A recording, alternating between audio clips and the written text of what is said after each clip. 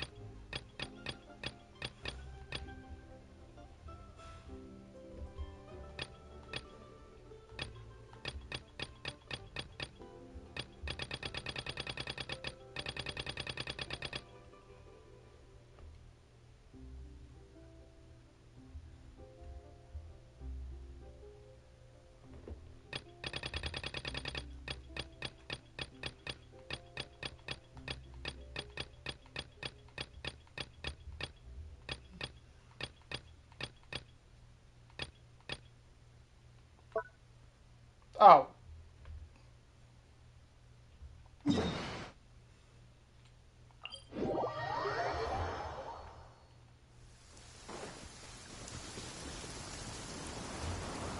Why is she out here? I was about to say, she's like just randomly out here.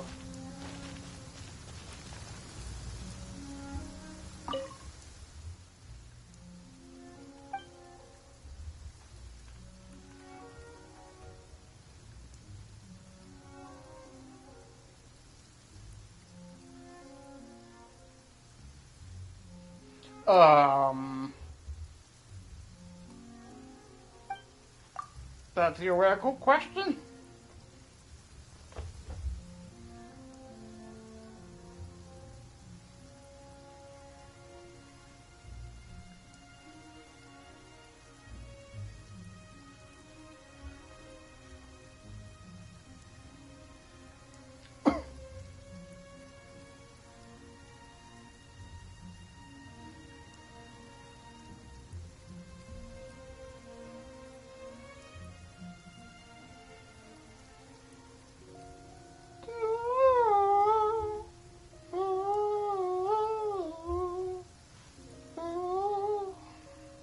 God, I love this music.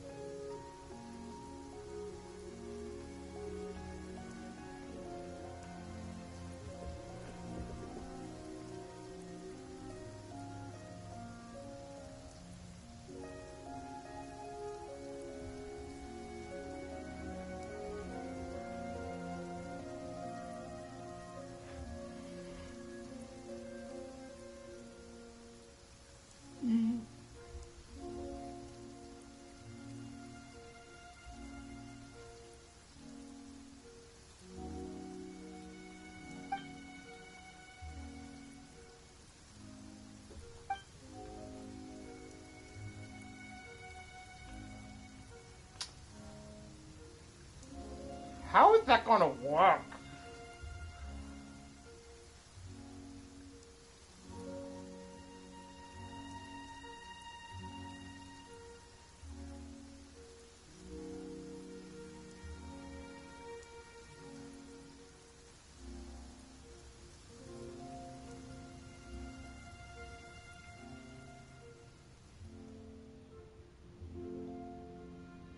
Wait.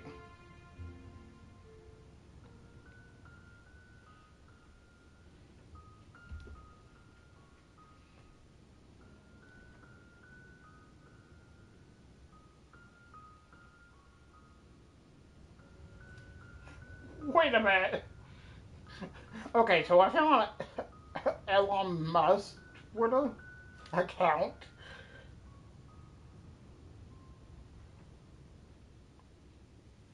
And apparently, it's an official account.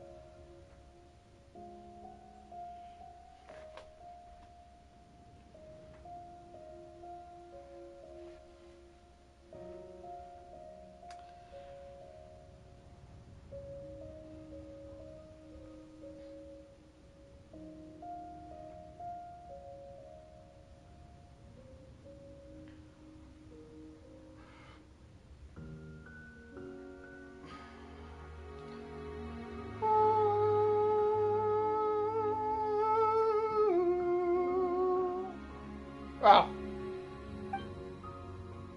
good job of what? Is he do anything?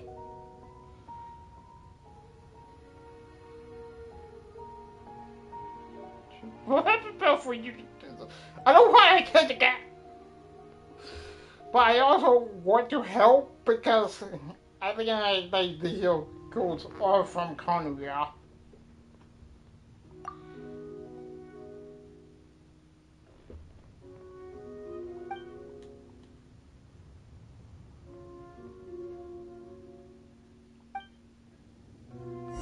Oh no.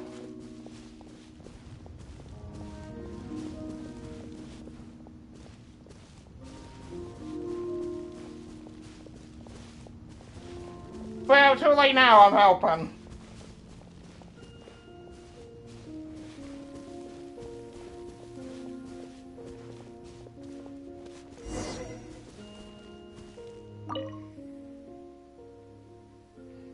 What? Oh, that one.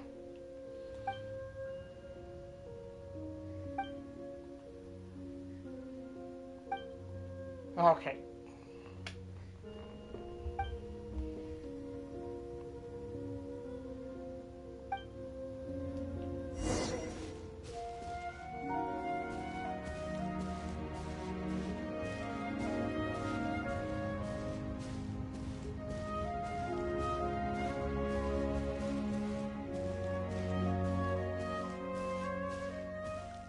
I'm casually approaching.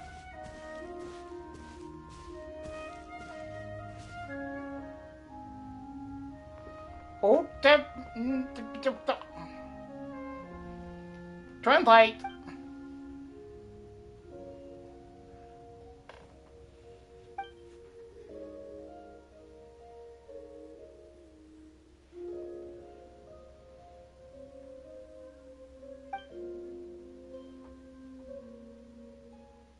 I gotta work through my last to wait to translate all there.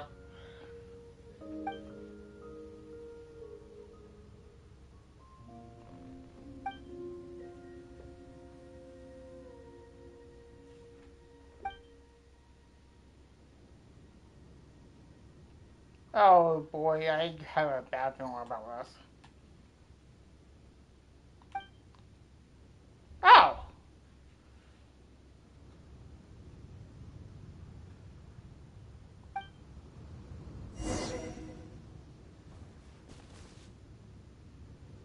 Wow! She actually made friends for the Hero Show.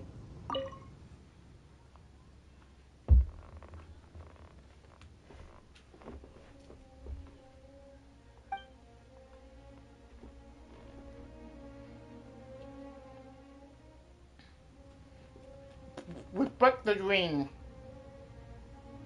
To hope they don't die before you.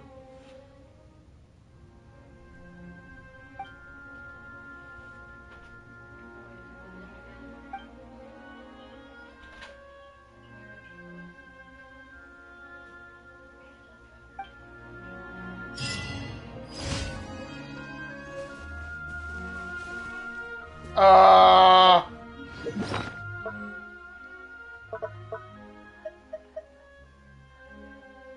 3. Oh, it's a revival.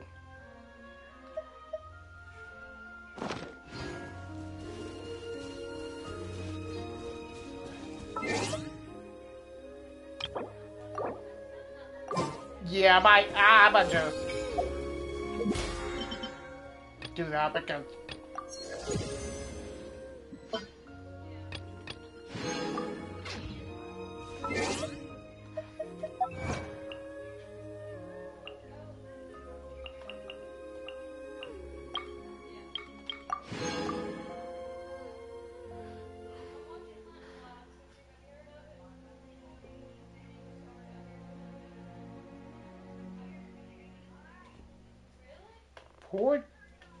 poetry exchange.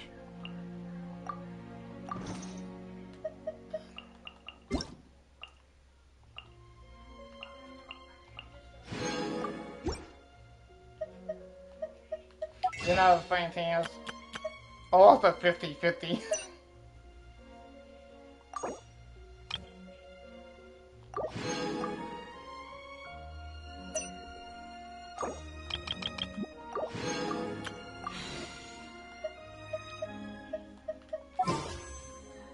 Oh. By the power of me. Wow, I suck. Well, got Lance.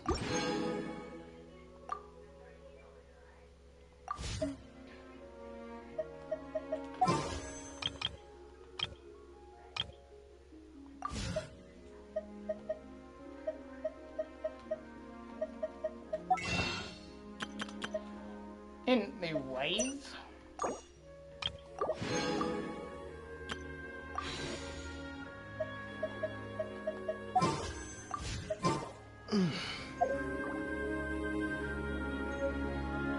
Leave me out of the storm.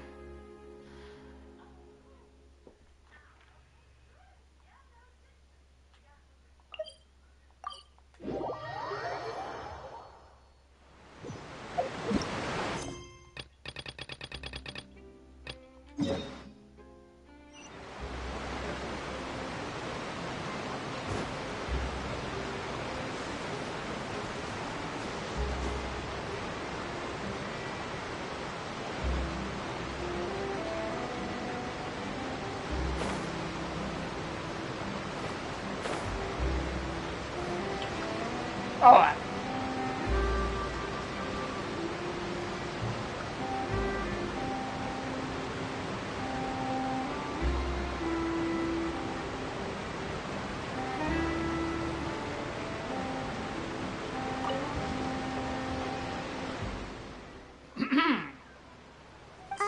Hello there.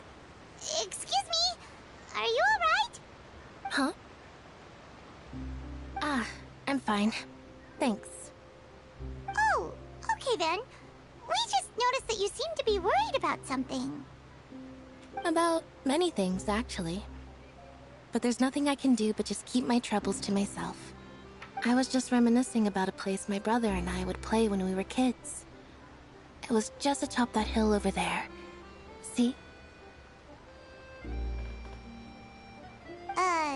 You're pointing at the sea.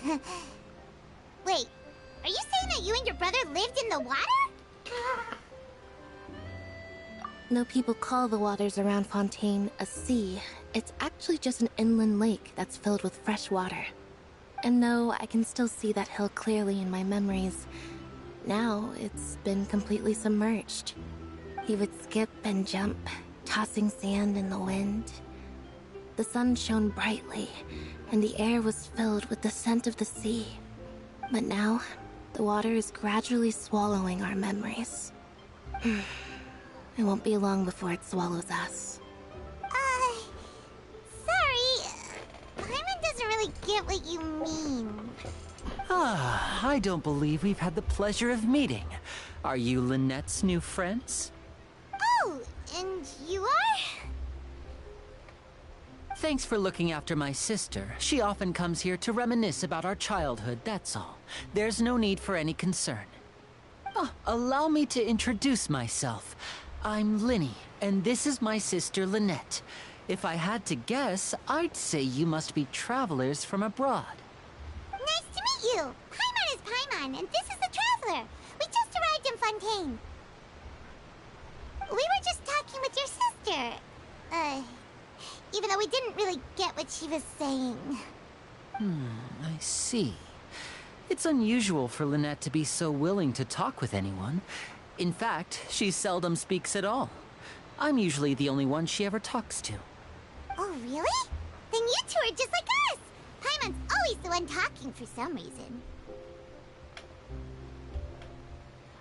There's hardly anything left for me to say with you around, Paimon. So that's how you think it is? I also think my brother can be too talkative at times. Seems you were right, Paimon. We are quite similar. So, what did Lynette mean just now when she said that the water is engulfing your memories? And that it won't be long before it engulfs you too? Oh, that. It's from a prophecy that's been circulating in Fontaine for some time now. Well, I suppose prophecy isn't exactly the right word, because that implies a certain amount of uncertainty. There's no doubt about what's happening in Fontaine now. Where to begin?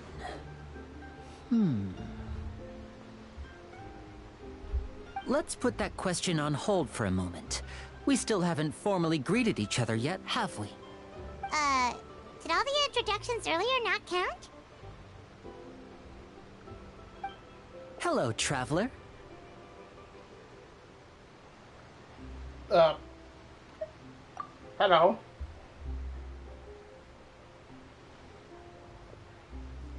And hello, Paimon. Hey! Why didn't Paimon get a handshake? You're not poking fun at Paimon, are you? Please, don't take offense.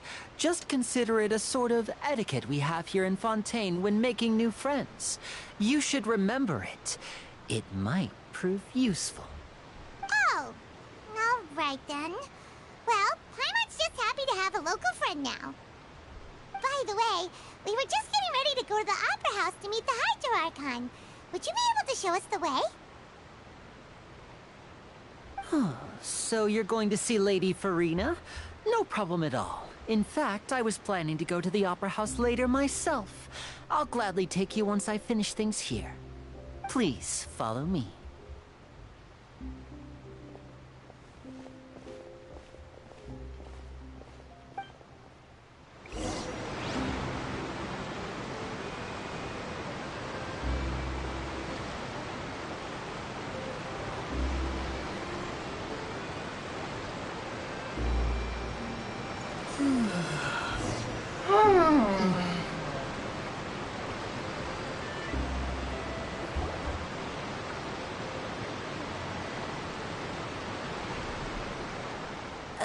You said you were going to see Lady Farina? Well, it seems Lady Farina has come to see you.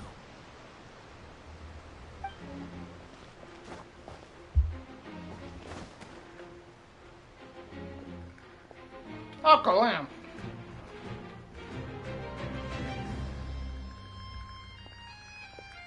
Here we go.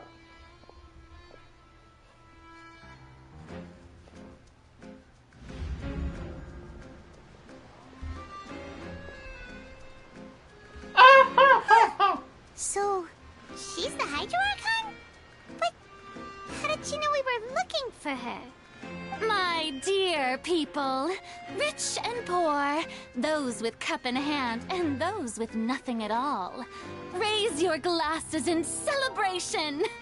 If you don't have one, then just raise your hand in lieu.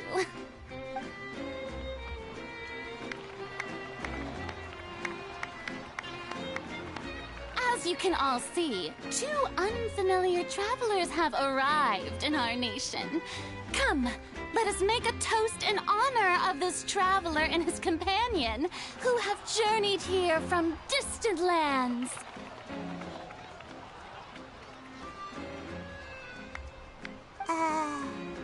Is she talking about us?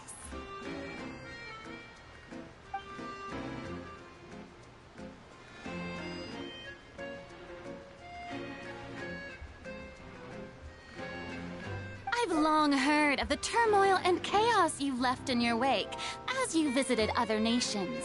But I welcome you nevertheless. No, I have come to receive you personally. Fear is for insignificant cowards. I am a god, and I will never entertain the notion of such meaningless wariness.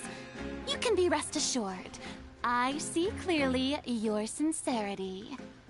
Of course, seeking an audience with me is the most sensible thing to do. It will allow you to truly behold my power and witness my authority. Intelligent people always gather under the correct banner. I, Focalor, hereby welcome you to the nation of Hydro and acknowledge the value and significance of your trip. Now, you may rejoice in this. Yeah, Paimon still can't believe it. Feels like we've only been here for a few minutes. But the Hydro Archon's entrance was, how should Paimon describe it? A little over the top? Miss Hydro Archon? How did you know we were coming? I see. As Outlanders, you inevitably lack even some of the most basic understanding. Don't forget that even the gods can be divided into the mediocre and the excellent. I suppose it's only natural for you to be awestruck by my abilities. You had best stop and consider. Do you really have the noble qualities and etiquette necessary to communicate with a god? All it takes is a flick of my finger for me to know everything about you. Whoa, talk about sounding high and mighty. What? Oh? What's with these looks? Perhaps the welcoming ceremony still isn't enough? What else should I say then? Is she waiting for us to start talking? Wow, I didn't expect to see Lady Farina here. What a surprise! Wait, does this mean they're the legendary blonde traveler? How did I not notice before? Hey, what's all the commotion? Oh, is that Lady Farina? Is there some kind of drama going on? Of course. That's the blonde traveler. The one all those stories are about. Lady Farina came here to personally see him. Oh, I bet this is gonna be the duel of the century. Ooh, I've got to see this. I knew Lady Farina would never disappoint.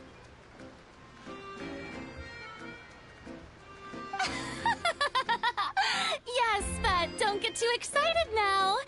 My dear believers and spectators alike tend to get quite rowdy, and despite the noise, I've come to tolerate all their ruckus.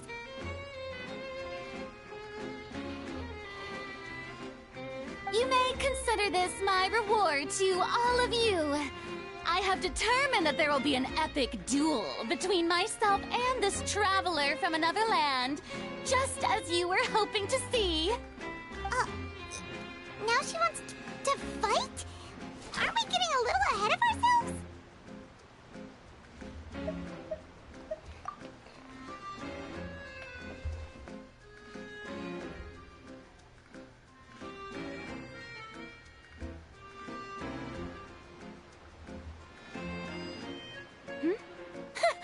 Are you not afraid? Might I remind you that this is a duel against the divine? What are you trying to do, traveler? Provoking a god in front of her people? He's always on. Stand down, Clorend. I admire his bravery. Few have the courage to draw their sword against a god. He is obviously a true warrior. Unfortunately, people nowadays only crave to be thrilled, and a mere duel will not slake their thirst for excitement. Oh, yeah, she's right. Just a duel wouldn't be all that interesting. On Araneus, criminals are always requesting duels to defend their honor. I'm getting a bit old, to tell the truth. You see. Then, as the god of justice, I shall face this traveler in another kind of duel. A duel in court! Whoa, all right! Now that'll be worth seeing! Right. This is Fontaine, after all. Such a grand opera house, it would be a pity not to use it. Why do you care so much about the crowd's reactions? Seems you've spent a little too much time in the opera house. Besides, how exactly do you plan to have a duel in court? You mean you're going to put us on trial? Oh, we have reason to put you on trial. It's obvious, isn't it? Why are you looking at Paimon According for? to Fontaine law, no one is permitted to release any flying objects within Fontaine city limits during the first 3 days of each month. You are clearly guilty of violating this law, no? She's a person. Oh, so that's what they've done wrong. That's our Lady Farina. No one knows the laws of Fontaine like she does. You call that obvious? What kind of law is that? Wait, flying object? You mean Paimon? Precisely! Now, if you two have no objections, then in the name of the Hydro Archon, I order your arrest. My apologies, Lady Farina. I don't mean to spoil the fun. But if you would allow me to interject, I don't think that Paimon here meets the definition of a flying object. You tell her, Linny! Finally someone who's not crazy. How could anyone call Paimon a flying object? Ah, great magician Linny, my beloved citizen. I'll permit you to object. But how exactly do you plan to prove your claim? As a magician who just rained on your parade, I naturally should shoulder the responsibility of saving the show. So, with such an audience gathered here, allow me to perform a trick for everyone.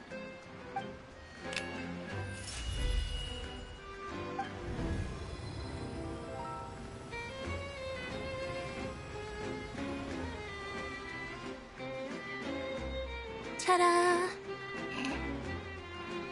What? What's that on Paimon's back? Hey, when did Linny do that?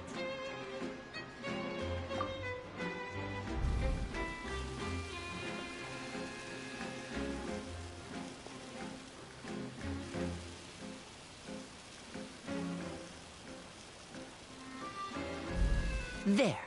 As you can all clearly see, Paimon should be classified as, well, something like a balloon. This rope has been in the traveler's hand all along.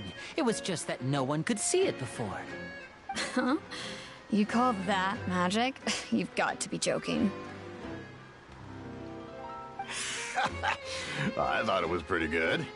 Nice one. Huh? I'm not sure what to think.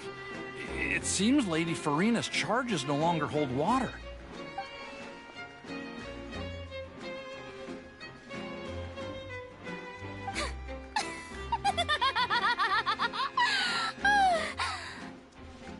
Amusing. Very amusing, Linny. Just the sort of unexpected twist that I enjoy. With you here, today's performance can finally be called complete. Performance? You see all this as a performance? In which case, consider the matter of your trial resolved. The god of justice will not bring charges against an innocent person. But when there are valid grounds, but even the gods of other lands. I look forward to seeing your upcoming performance at the Opera House, Mr. Linny and Miss Lynette. That's enough for now. Toodaloo!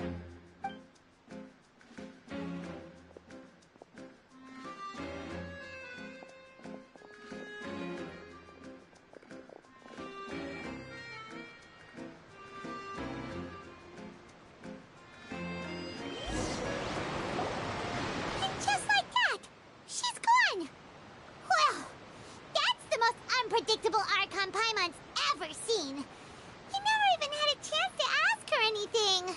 But that's a problem for future Paimon. That whole scene just now was really... Ugh.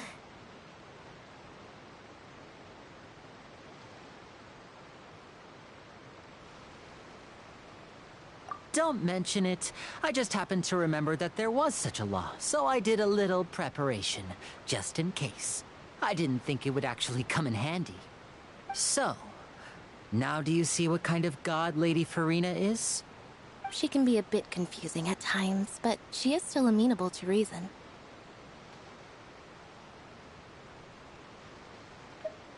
Anyway, Paimon had no idea you were a magician, Linny. It sounded like you'll be performing at the Opera House, right? I just know a few simple tricks I use to make a living. Lynette is my assistant. It will actually be my first time performing on the most prestigious stage in Fontaine, the Opera House.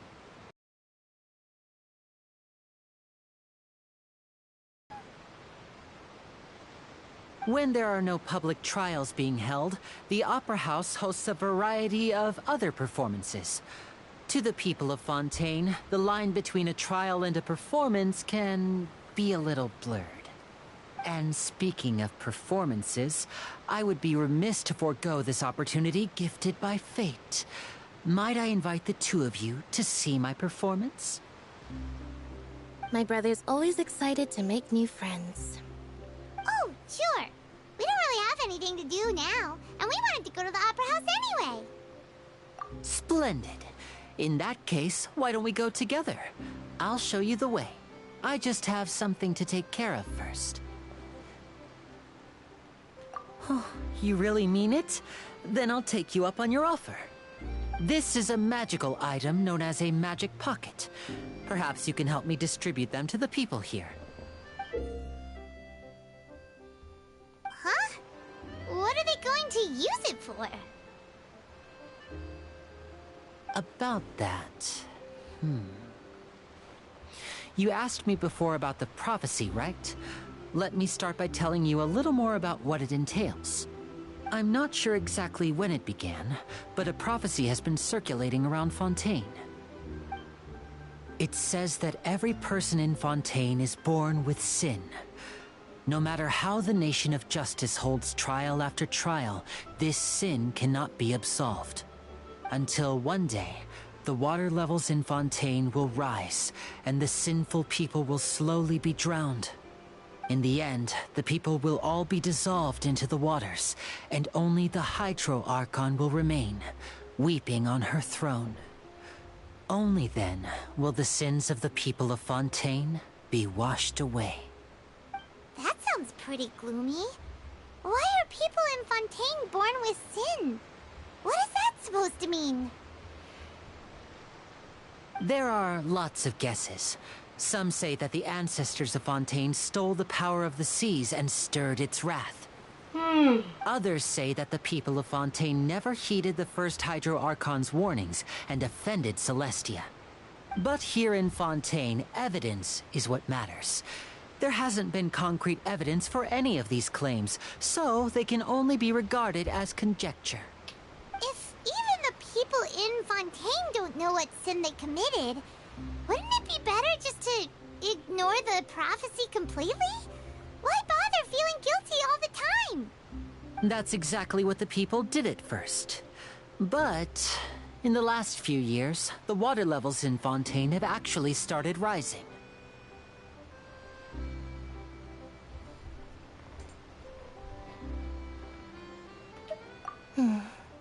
Many places have already been completely submerged, and now lie beneath the sea. Many people carry on with their lives as before and shrug it off as a natural phenomenon. But my family and I think that the people of Fontaine shouldn't ignore the possibility, which would end up sentencing them to death.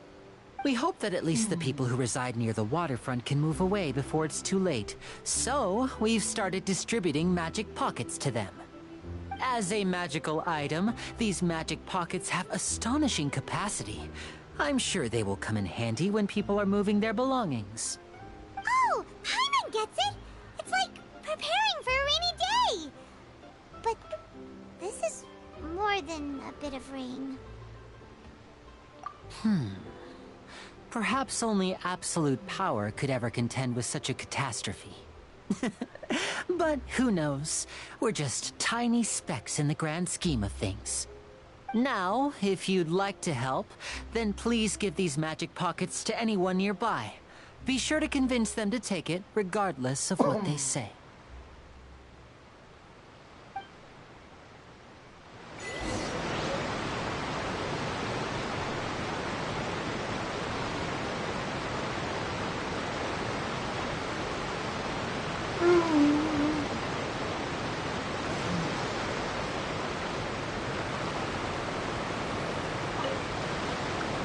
What's this?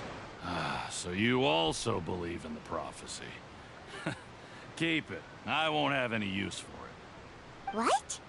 You mean you don't believe in the prophecy? No, I believe in the prophecy. But I also believe in another story.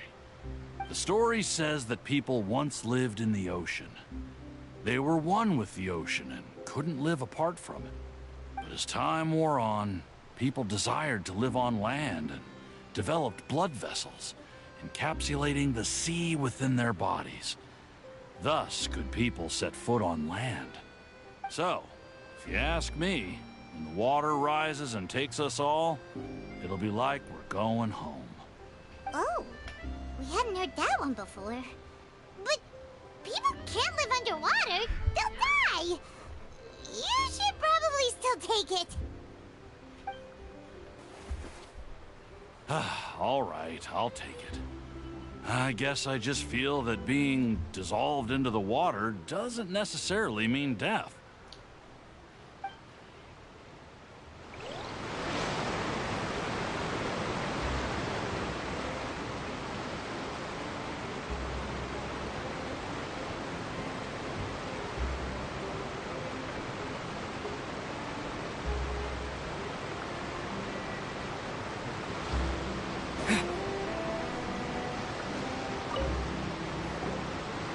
So you're the blonde traveler that everyone's been talking about. My apologies for not recognizing you earlier. Oh, a magic pocket? Seems you really thought of everything. I guess it's better to prepare for the worst and hope for the best. Thanks. Please, also thank the magician on my behalf when you get the chance.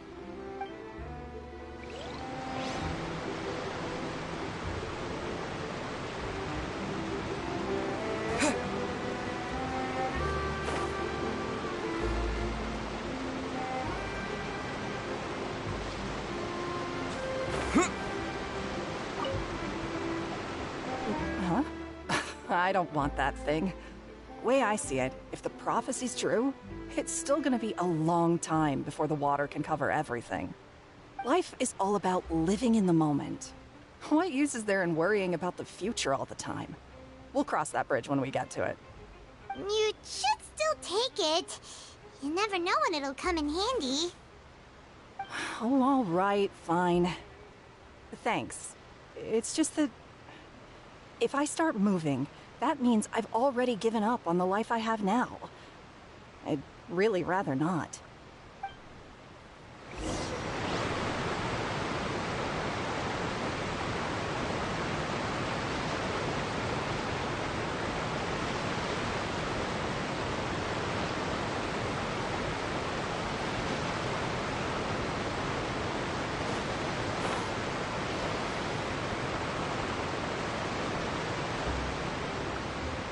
Oh? You already handed out all of the magic pockets? That was fast. So, what did people have to say? I bet you heard some, interesting opinions. Yes, but that will change once disaster strikes.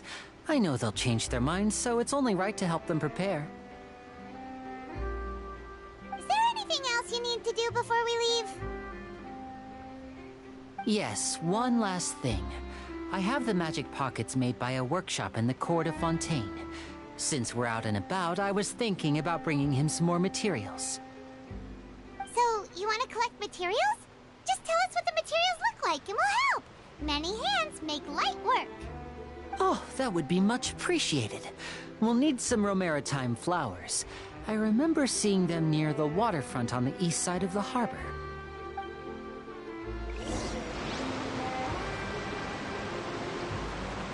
I can't wait to give her my...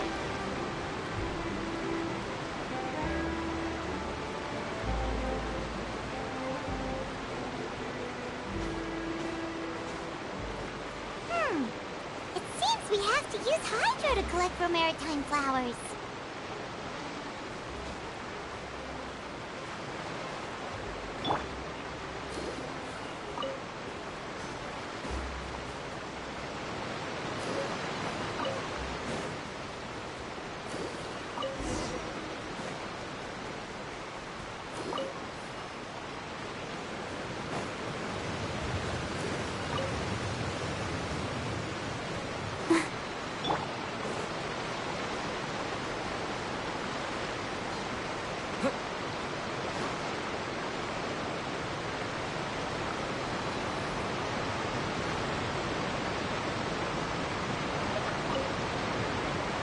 You made quick work of that. I can tell you're an experienced traveler.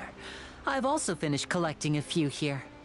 Maybe next time you'll feel like helping too, Lynette. No way. I'm in power-saving mode today. Otherwise, I fear I may not have any energy left for the performance at the Opera House. Fine. Though the performance is still a long way off. Now that we're finished here, we should get ready to head back to the Court of Fontaine. So, we're going to the Court of Fontaine before we head to the Opera House? Good. Paimon wants a tour of Fontaine's largest city and try...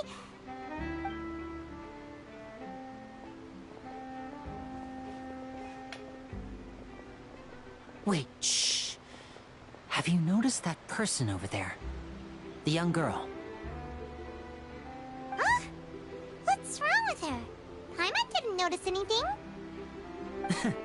She's obviously a thief. Magicians and thieves practice similar methods. We divert attention, and a distracted audience is one that won't discover what you're really doing. Watch her movements carefully.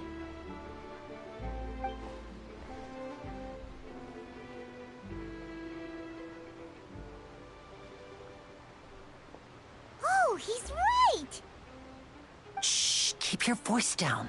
We need to think of a way to catch her, but it seems she's very alert. Perhaps we should split up. You two can ride the lift over there and wait up top. I bet that'll be her escape route if she tries to run. All right, let's go.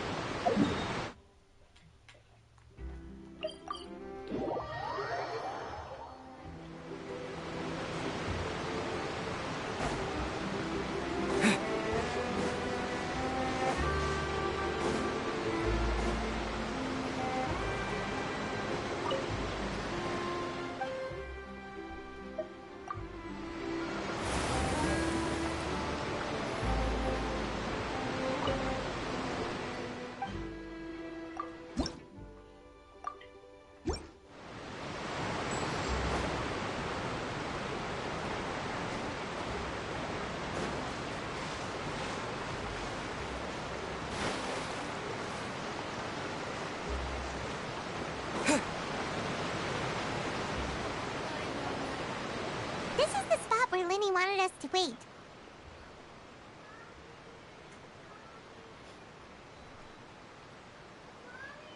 Oh, look! Isn't that her?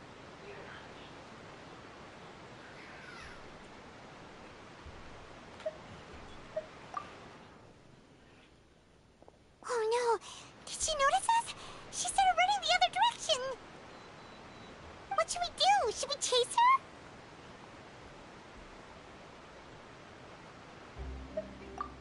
You're right. She might also be trying to lure us away.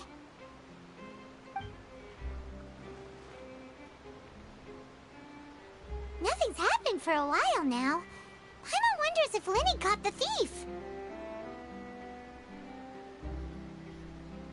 Yeah, let's go.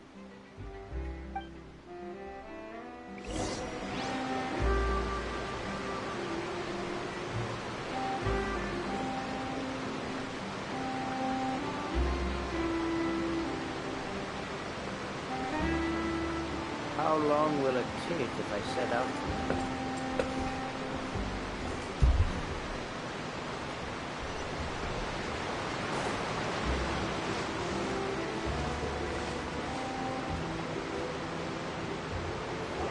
Are you sure that's all she took? You should check to make sure you're not missing anything else. No, that was all.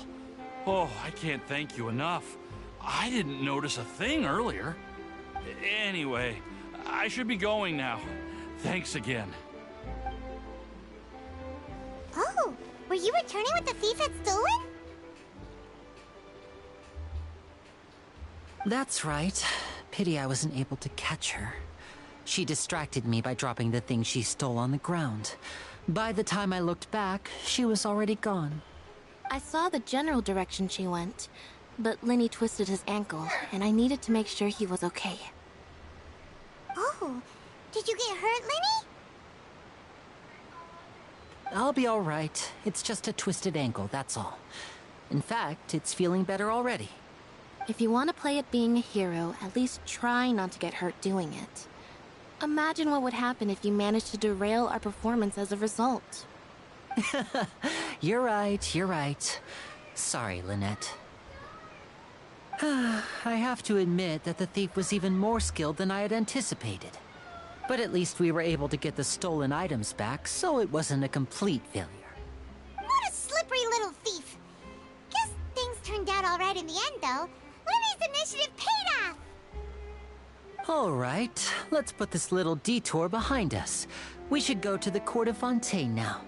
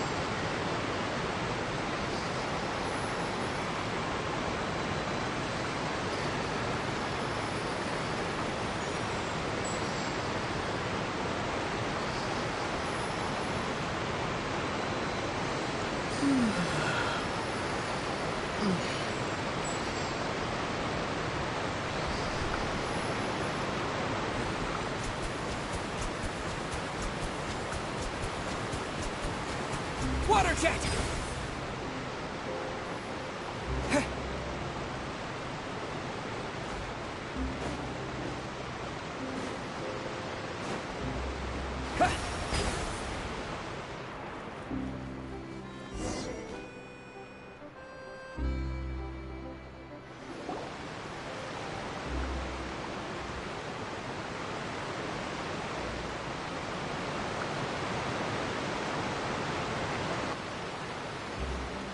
So, we ride this thing to go into the city?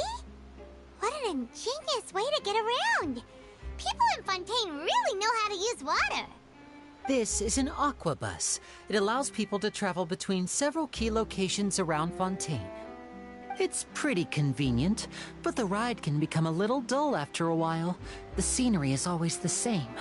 That's why it's better to travel with friends. So you mean it's still boring even when I'm riding with you? No, that's not what I meant. It's just that, well, you don't really talk that much. Besides, it doesn't really feel like a real trip when it's just the two of us. It's the same as being at home. Whatever. Guess that's what it's like to be an older brother. It's about time for us to leave. Let's get on board.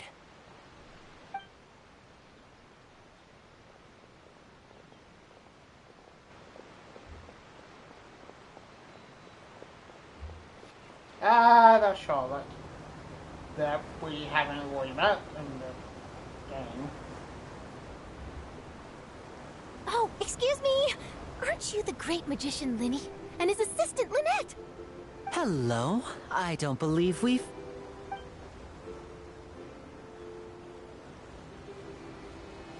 I'm Charlotte, a reporter for the Steambird.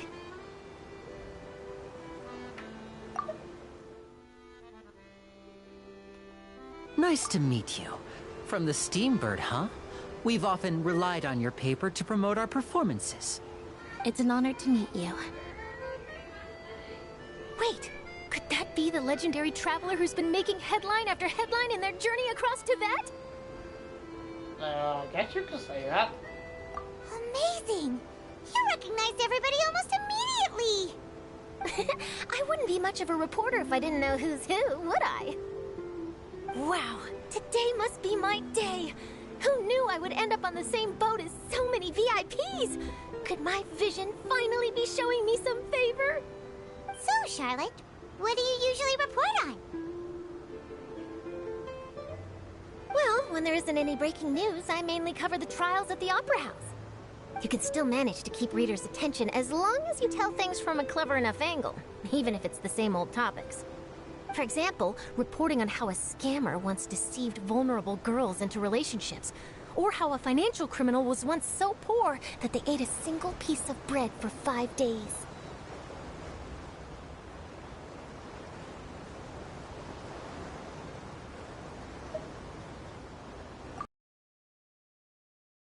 There is exclusive, sensational news pieces that could shake the country.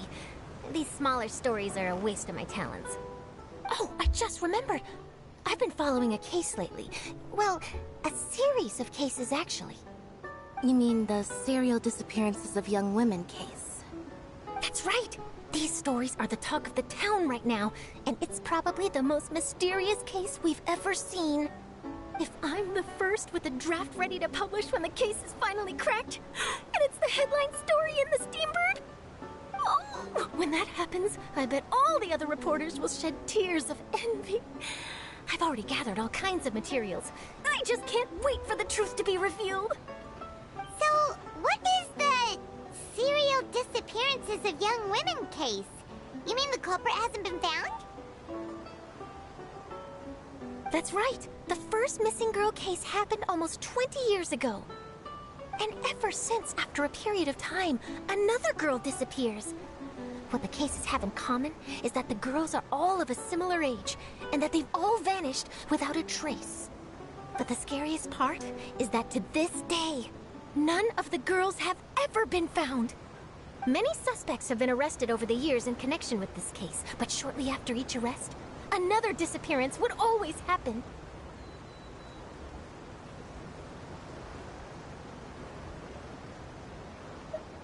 Yes, it's possible. But either way, I believe that every case has some precise truth behind it, waiting to be exposed. Yes, I agree. And at the very least, the family of those missing girls deserves some sort of explanation.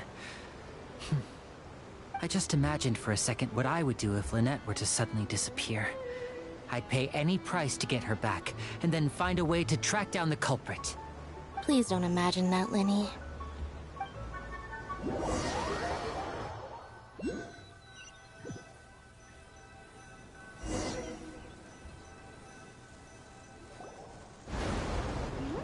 Hey, we're almost there!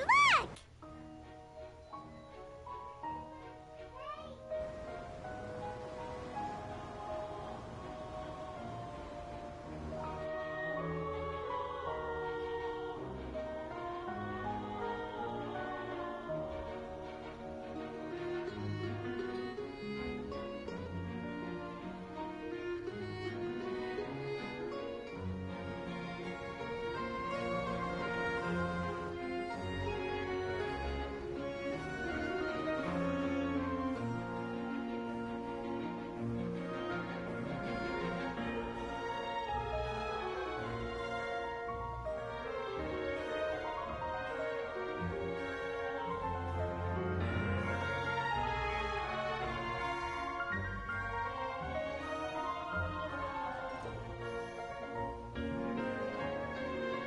Well, I really enjoyed chatting with you. Life should be full of pleasant little surprises like this. Yeah, us as well. The ride went by too quickly. Ah, I have an interview to get to. I should get going before I'm late. Okay, Paimon hopes we can chat again soon, Charlotte. See ya! Bye now. Oh, be sure to stop by and see me at the Steambird when you have time. What a tough job. Always running around and interviewing everyone. Well, where should we go now?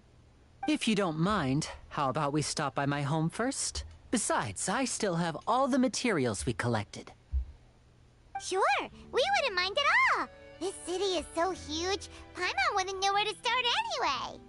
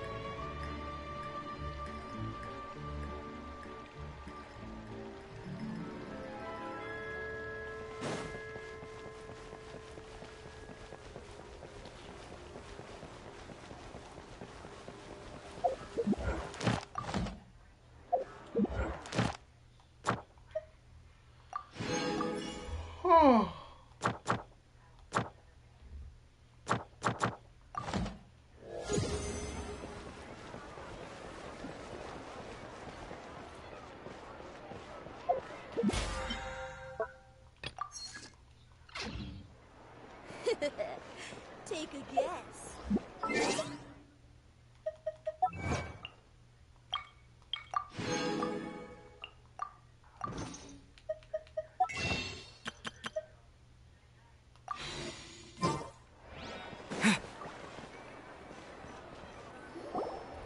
This is our current abode.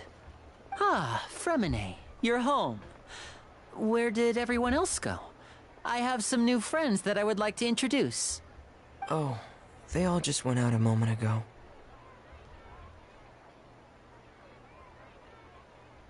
I see. Everyone is getting busier now that Father will be returning soon. I suppose that can't be helped. Allow me to introduce you to my little brother, Fremine.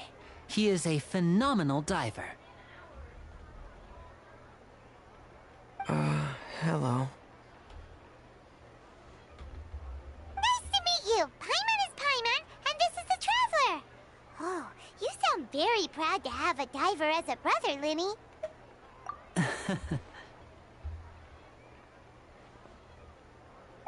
Linny, could you come here for a moment?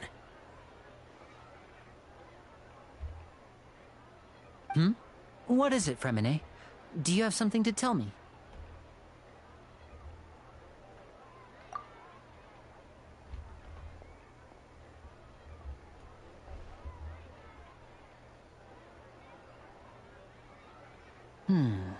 Okay, I see.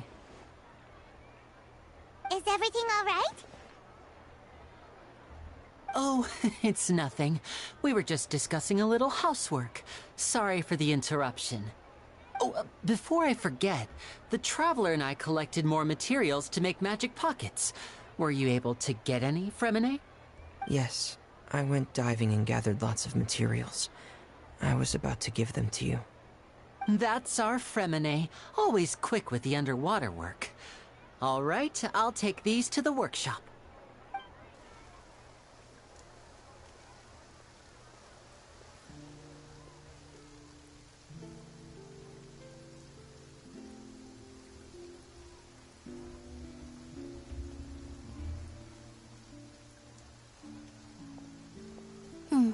Looks like rain. Oh, you're right. But wasn't it clear and sunny just a moment ago? Fontaine's weather sure is weird. I'm afraid that's just how it is here. It often rains on days where there are trials being held in the Opera House, but don't worry, it'll clear up soon enough. What's wrong, Fremine? There's a legend about the rain that I tend to believe. It's said that a dragon of water once resided in Fontaine. Though we don't know where the dragon went, every time it weeps, the skies will cloud up and pour out rain.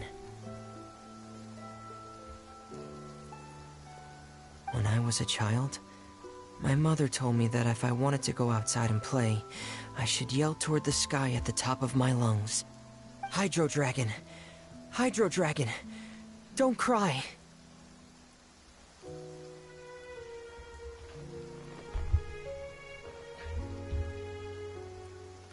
If it's an elemental dragon, then having the power to make it rain wouldn't be very unusual.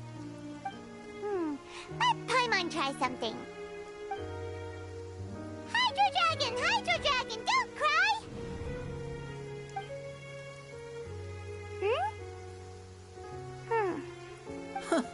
Doesn't seem to be of any use. It is just a legend after all. You know, you might be a more popular magician if you understood the concept of romanticism. Or could at least play along. Sorry. It might be because we've never met the Hydro Dragon. Perhaps it can't be comforted by the words of strangers.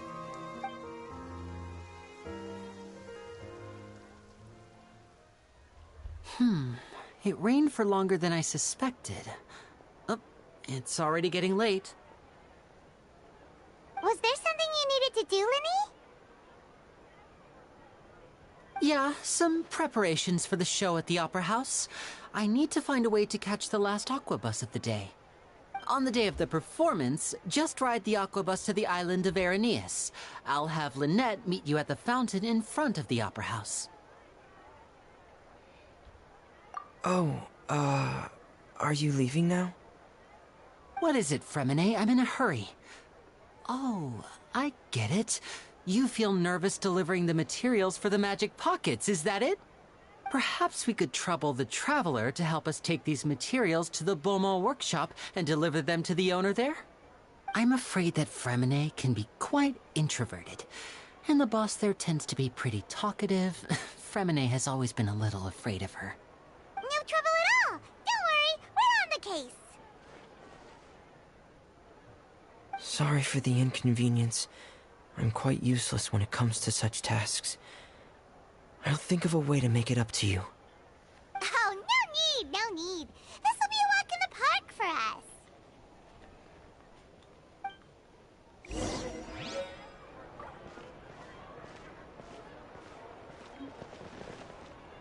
Fresh fruit, sweeter than syrup. Thanks again, you two. I really can't deal with that lady.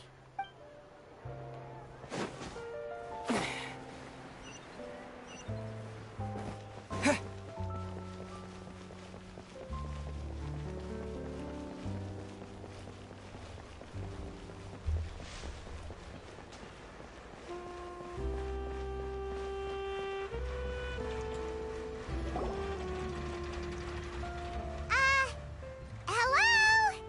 Is there anyone here? Oh, hello there. New customers? Looking to buy, or do you need something made? Or perhaps you're just looking for a chat with me. Oh no, we're just here to deliver some materials. Here they are. They're for making... what were they called again? Ah, these must be for magic pockets. I could tell right away. I've already made several orders worth now. No need. They've already prepaid several batches worth. When they told me what they'd be using them for, I even offered them a discount. But they insisted on paying the full amount, saying that I had a business to run. It seems both their hearts and their pockets are made of gold. Whoa. So, is Linny actually loaded? I can't say for sure, but who knows? Maybe there's good money to be made being a magician in Fontaine. Hey! Is this machine what you use to make stuff here? It looks really advanced. Why use your hands when a machine can do the work? It would be a waste not to use the latest technology, and wasting is a kind of crime. But where does a big machine like that get its power from?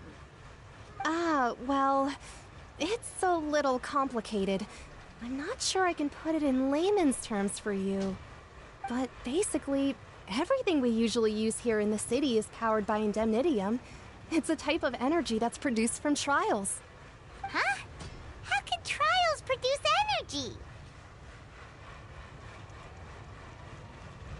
Well, I'm not completely sure of all the details myself, but basically, when a trial is in session, the Oratrice Mécanique d'Analyse Cardinale harvests people's belief in justice and converts it into energy to be used all around Fontaine.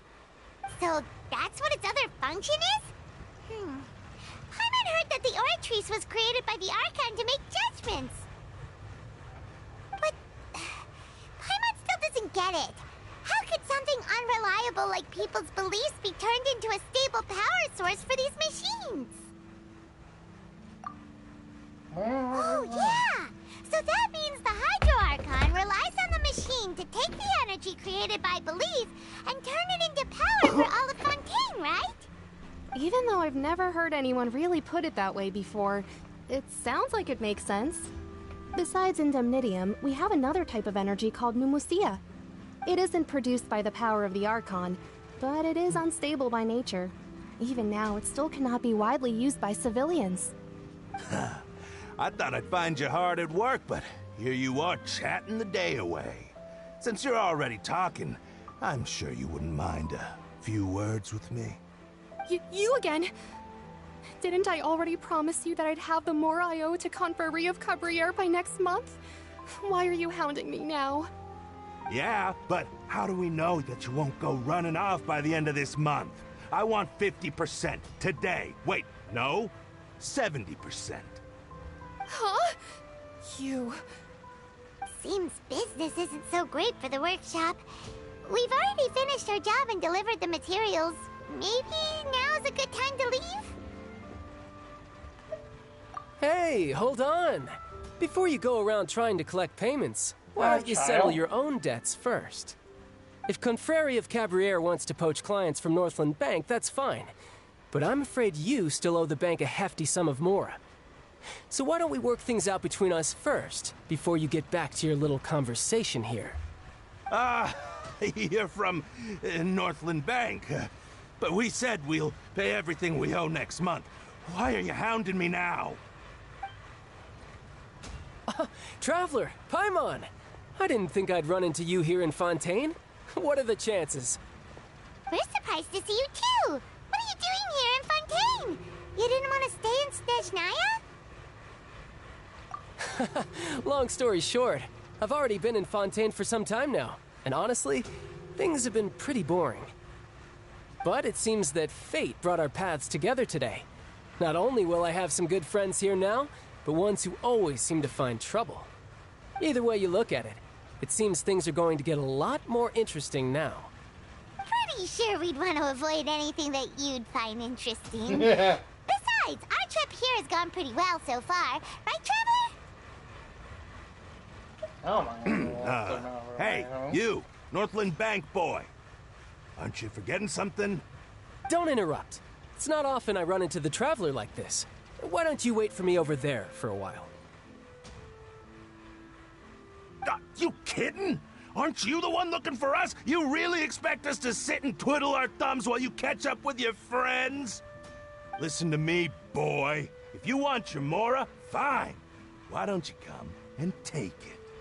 Hey, I just said not to interrupt. Oh, by the way, Traveler, the last time I took Tonya and Tusser ice fishing, Tusser said... Hey! That's way over the line! All right, boys, let's see who has to pay up now! Can you at least let me finish one sentence? Fine. Though the bank told me not to get rough with our clients. You're the ones who started it. This is an act of self-defense. You two will have to be my witnesses, okay? Yeah. Oh, yeah. I'm sure this won't take long.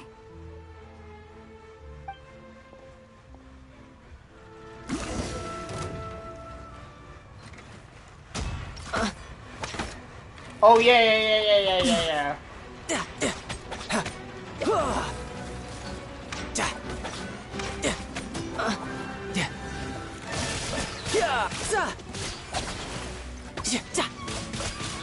Honestly, I prefer the other weapon.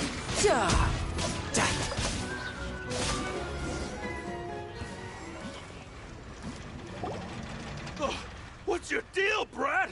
How are you so strong if you're just a staffer from Snezhnaya's Northland Bank? Wait, don't tell me you're... Oh, now you notice. It's a little late, don't you think? Just make sure you understand that you don't mess with Northland Bank. Got it?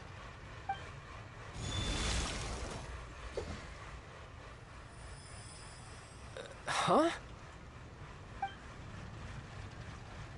Now's my chance!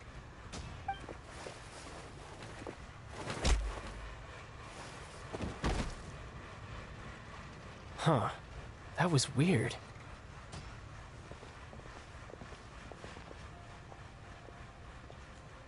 I'm not sure.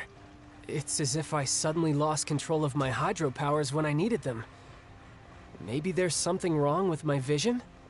Strange. How could that happen? First time Paimon's ever heard of someone losing control of their vision. Never mind. It doesn't matter. If I want to stay sharp, I shouldn't be relying too much on my vision anyway.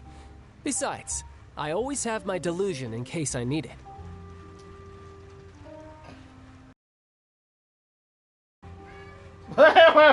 So don't ask me. So what are you doing in Fontaine, child?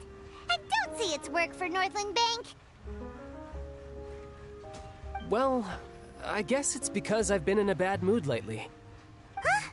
What kind of reason is that? Wait, since when do you feel down about anything? I don't know. Maybe I still have a lot to learn about myself. But recently, there seems to be some sort of restless power stirring inside of me. And I don't know why, but every now and then I feel like I'm in a terrible mood. Maybe you losing control of your vision just now is connected with that power you're feeling inside. That is a possibility. I can't remember if I ever mentioned it before, but when I was 14, I fell into some unknown abyss. It was during that time I learned nearly all of my abilities. The one who took me under her wing and taught me was named Skirk. She was always quiet and very mysterious. Nobody knew where she came from or what she had been through, and she was always very strict when teaching me combat techniques. One time, I asked her why she was willing to take me on as an apprentice. From what I could make of her answer, it was because I had awakened it, and traces of it remained on me. She said that all my combat training would be useful in the future. But what is it? What did you awaken? She never explained that, but my guess is that it's related to a dream I saw when I had just fallen into that abyss. In my dream, I was in the deepest depths of the sea, and the boundless seabed was all around me. But in front of me appeared a whale that was so massive, I felt like I couldn't breathe. A whale? Oh, that sounds familiar! When we fought against you before, you summoned a huge whale that seemed to leap at us. Is that the one? That's just an abstract form of a whale that I create using my elemental powers. It takes that shape because the scene I dreamt of the whale has always been stuck in my mind. I'll never forget it. So you used the whale as inspiration for one of your moves? Huh. Seems a little twisted to Paimon. Huh. Probably. So why don't you just go ask your master? Maybe she knows the answer. You make it sound so easy. Ever since the incident I experienced there, I've never stopped searching for Master Skirk and that unknown abyss. But it's been years now, and I've still found nothing. There isn't even a trace of the place where I remember falling into the abyss. Oh, it sounds like some kind of ghost story. Yeah, I'm out of leads at this point, but there's nothing more I can do. It seems that strange encounters in this world tend to be elusive like that. Oh, seems the time really flies when I'm talking with you. I just remembered I have somewhere else I need to be, so I should get going. What? More work for the Northland Bank? No, it's more of a personal appointment. Lately, I've been sparring with some of Fontaine's official champion duelists whenever I'm feeling bored. Official champion duelists? You mean it's their job to duel? Yep. In Fontaine, before a criminal goes to court, they're given one chance to defend their honor by requesting a duel with an official champion duelist. The champion duelists are all powerful fighters selected from among the nation's best. And the duel itself is a no-holds-barred fight with no specified stopping point. Symbol of defending your honor. If a criminal manages to win the duel, they'll be acquitted. But if they lose, they'll have no choice but to stand trial. And the worst-case scenario is that you're simply killed in the duel. Though it's rumored that Fontaine has a death penalty, from what I can tell, no one has ever been officially sentenced to death. So really, the only people who opt to duel are those who have suffered a grave injustice in being accused, or those who greatly value their honor. Otherwise, why gamble with your life? So, do many people actually get out of their trials by winning the duel? Apparently, it's exceedingly rare for anyone to actually win. Fontaine probably enacted this system as a way to show that the nation respects the honor of its citizens. Besides, none of the champion duelists are to be trifled with, which is exactly why I was itching to face them as soon as I got to Fontaine. Apparently, the one I'm meeting today, Clorinde, is the strongest of the champion duelists. I had been asking her for some time before she finally agreed to face me today. Well, that's child for ya.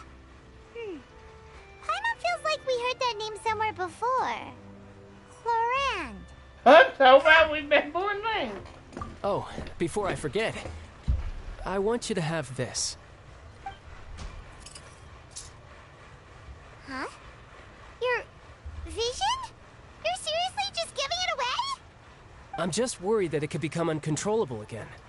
I'd be pretty upset if it got in the way of my duel, so I think I'll be better off without it for now. Besides, I just need you to hold on to it for a short while. I'll come retrieve it when I have some time later. Paimon knows what you're up to. You just want an excuse to come talk to us again, don't you? Whatever gave you that idea?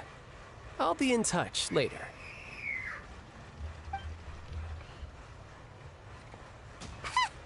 That sneaky guy. He said he's been feeling down lately, but he seemed the same as ever to Paimon.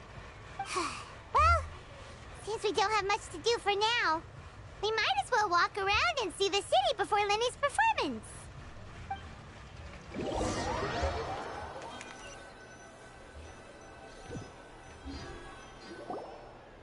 Wow! Who could have seen that coming? The reporter who was barely around for most of the story was the murderer all along!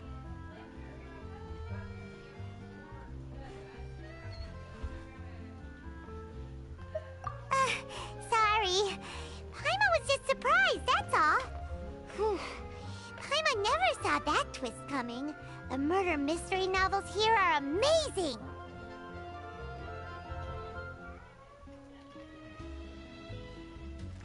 The whodunits here in Fontaine are a lot different than the light novels you see from Yai Publishing House. Both have their merits, but Paimon thinks this style of novels are more, well, novel. It's so exciting to reach the moment when the mystery is uncovered, especially in the one Paimon was just reading. You should buy a copy and read it too. Oh, sorry about that. Paimon will be more careful next time. Hey, shouldn't we be heading to the Opera House to see Lenny's performance soon?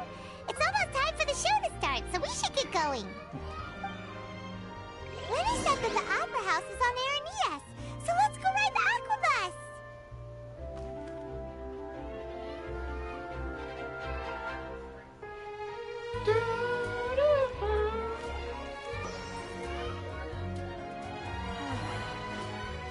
These are the kind of headlines that go for something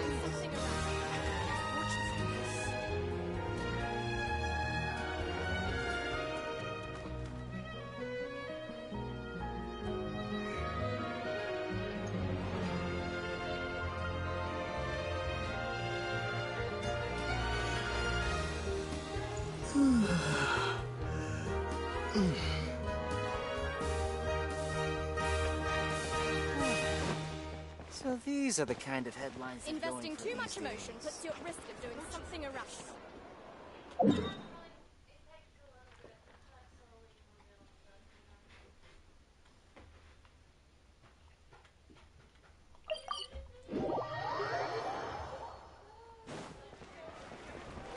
Add Astra.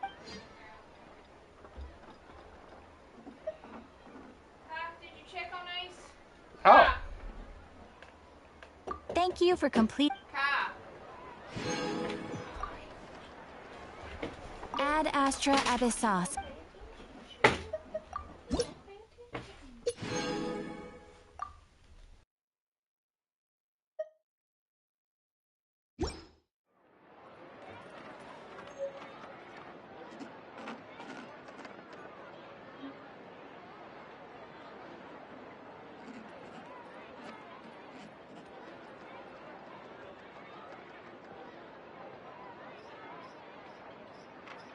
There'll be an extra fee for that. I'll think about it.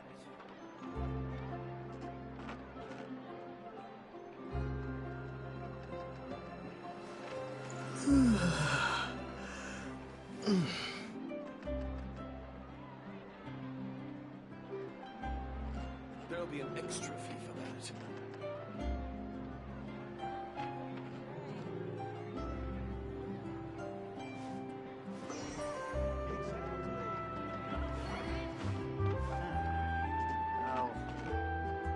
I'll think about it.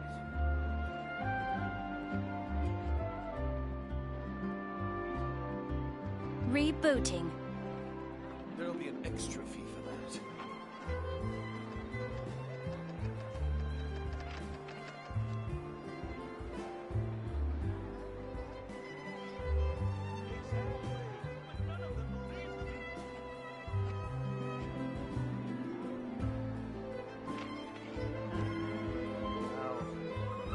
There'll be an extra fee for that.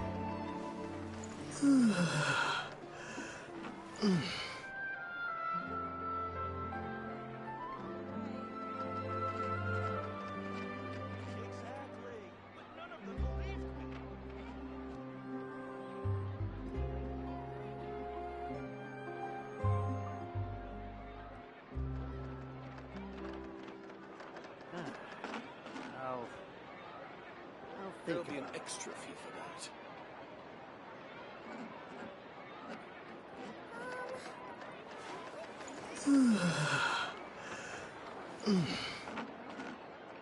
Ad Astra Abyssosk. Welcome to...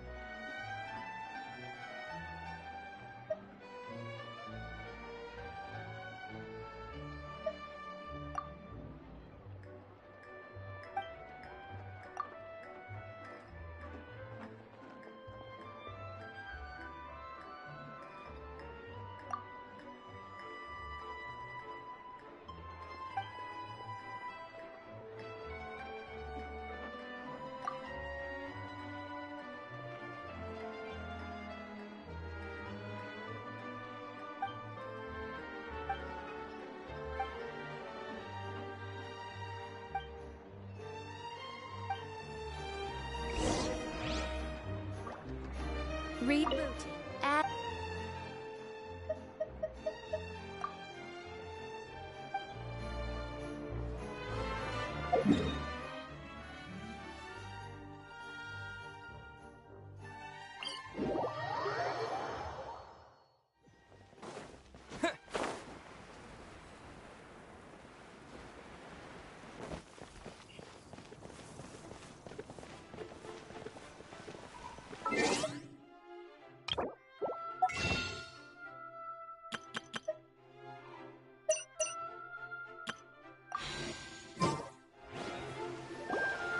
Whoa!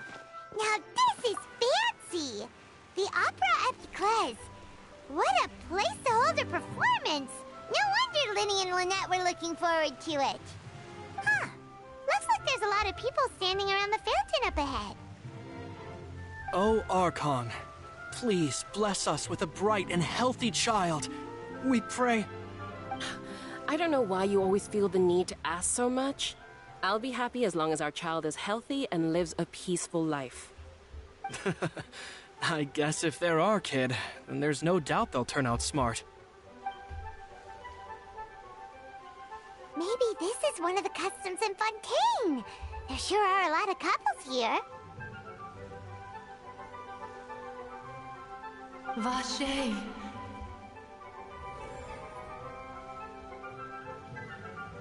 What's wrong? Vache. Vache.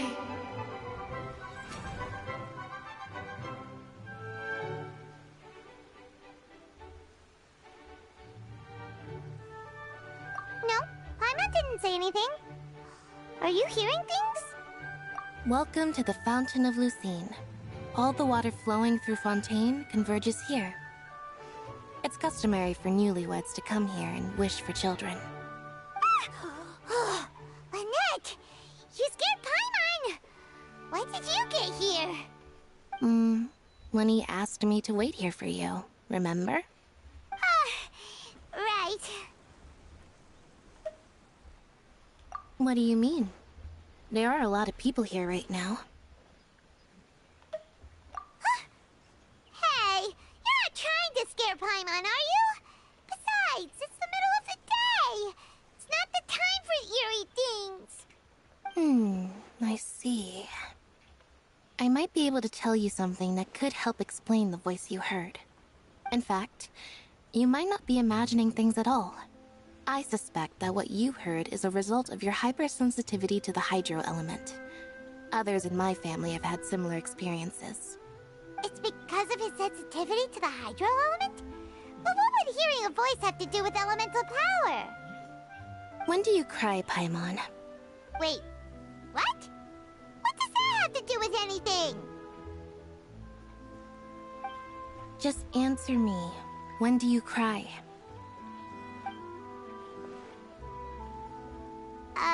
When Paimon's really sad? Oh, and when Paimon's super happy.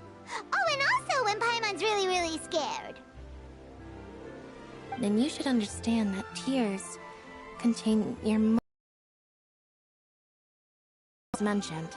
The Fountain of Lucine is where all the flowing water in Fontaine converges. Even the tears that fall to the ground will eventually gather here.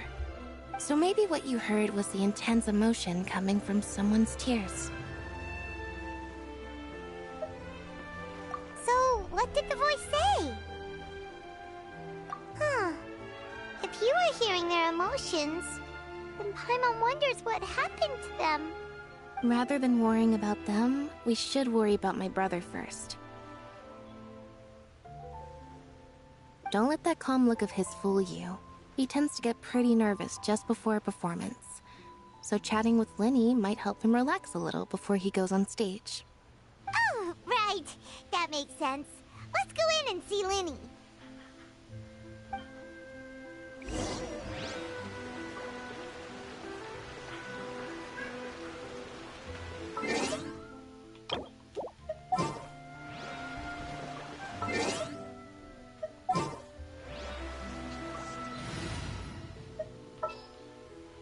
Hi, well, we'll try you for a bit.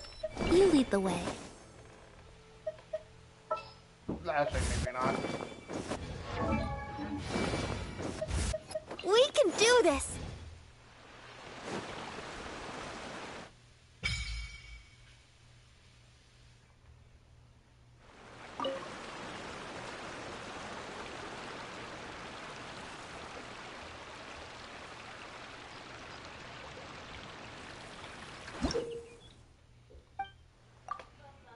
Damn, I don't have any.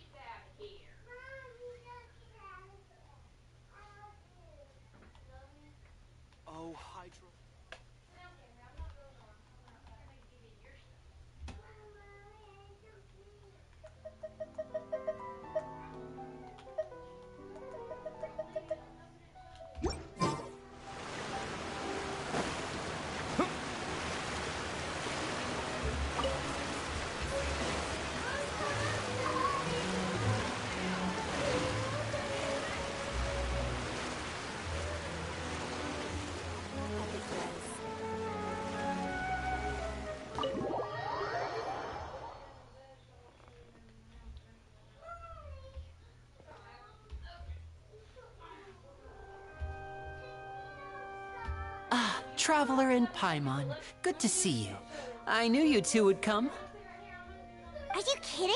We wouldn't miss it for the world. We've been looking forward to it. I can tell, judging by how early you've arrived. But you're actually right on time.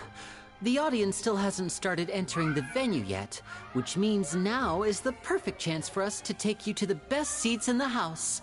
Wait just a moment. I'll fetch the tickets.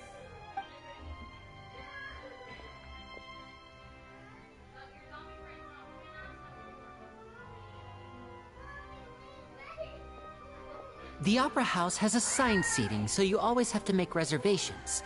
I've already reserved your seats, and here are your tickets.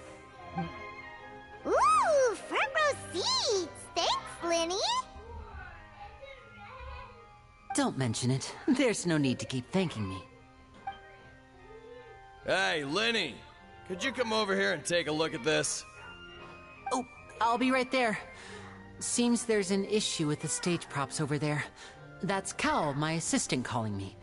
I'll go lend him a hand. Yeah, we'll just go to our seats. You go ahead, Linny.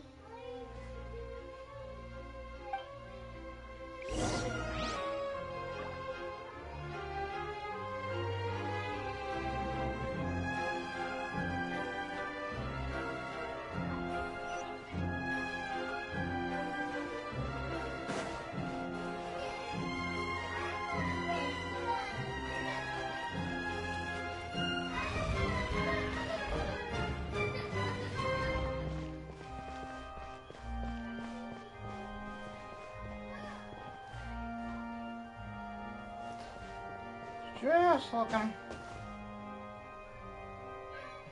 You relax.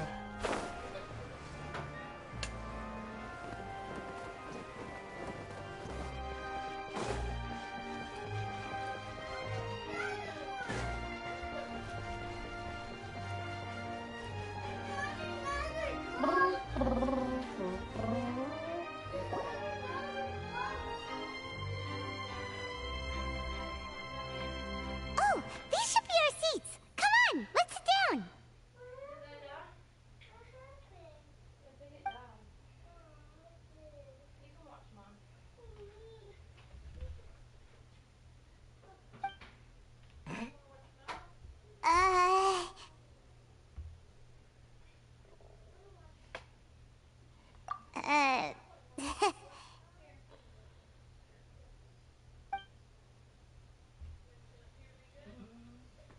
Hey, Traveler.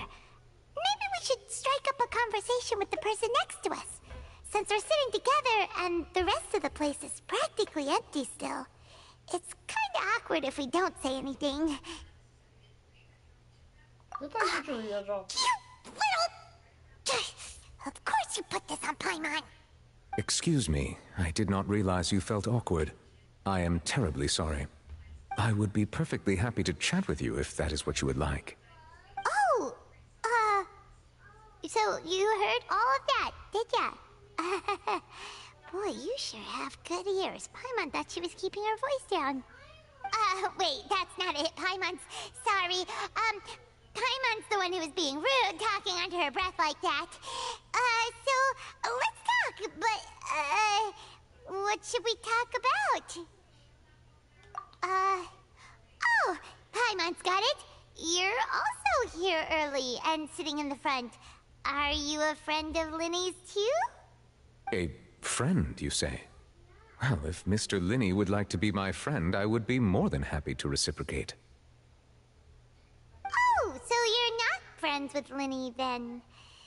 Oh, this is getting more awkward by the second. Paimon nearly forgot to make her introduction. Nice to meet you. Paimon is Paimon, and this is the Traveler. We just arrived in Vaudain. It is an honor to meet you two. I have heard of your deeds across Tevat. And as required by proper etiquette, I will also introduce myself. I am... Oh, Monsieur Nervillet. What an honor it is to have you here to see my show. Ah, Mr. Linny. I should say it is in fact an honor for me to see your performance in person. Wait, Neuvillette? Could he be... I saw you all chatting just now, but it seems you still don't know who Monsieur Neuvillette is. Allow me to introduce you to Fontaine's Chief Justice. That seat is always reserved for him. It wouldn't be too much to say that he's the symbol of justice and honesty here in Fontaine. Whoa! Sorry for being so rude just now. Paimon had no idea you were such an important person. No offense taken. Being Chief Justice is merely what I do for work. Nearly every person has their usual reserved seat, so I'm not so special, really. And by the way, I should probably let you know, even though I would prefer not to. There's someone sitting up there in the VIP seats that has been striking a pose for quite a while now. I believe she is trying to give you a most elegant and impressive first impression. So I think you should take notice of her sooner rather than later. Otherwise she may become flustered.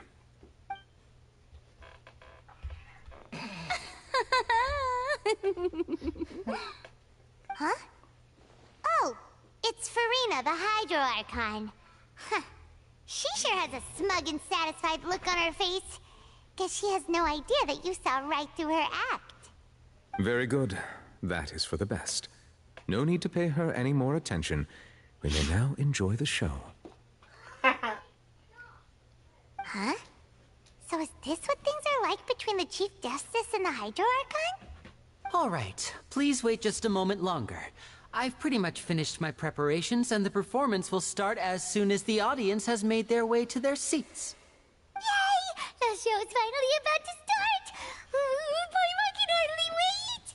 Paimon's never seen a real live magic show before!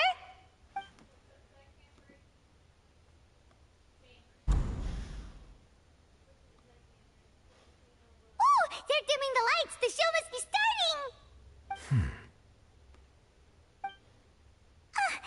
Sorry. Paimon will try to stay quiet. Welcome, one and all, to the Opera Epiclese. I am the star of today's show, Linny. And over here is my sister, Lynette, who will be working as my wonderful assistant. Please, let's give her a warm welcome. Hello, everyone. I know she may seem to be a little sleepy right now, but that's just a sign that she's nervous. Whatever. Now, some of you may be thinking, two vision holders who can freely manipulate elemental powers performing magic is not true magic at all. So, I would like to take a moment to assure you that elemental powers will have nothing to do with what you will witness on the stage today.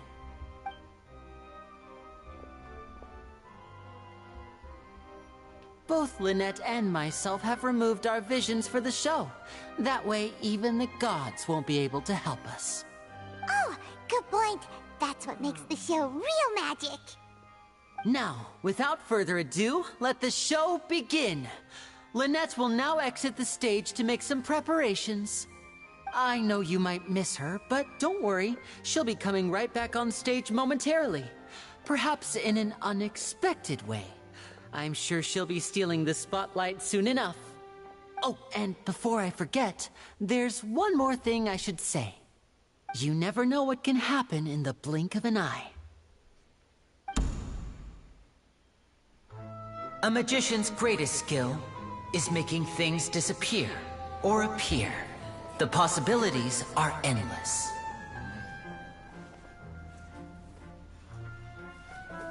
Huh?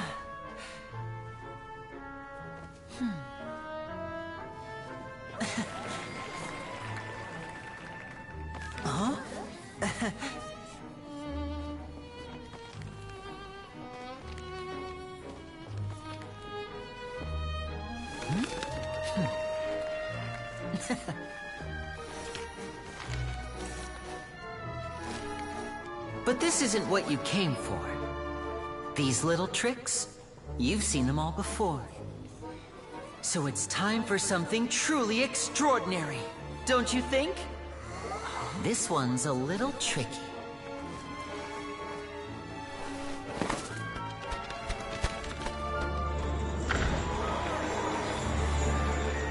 Using this water tank, I shall make my sister vanish completely, right before your very eyes.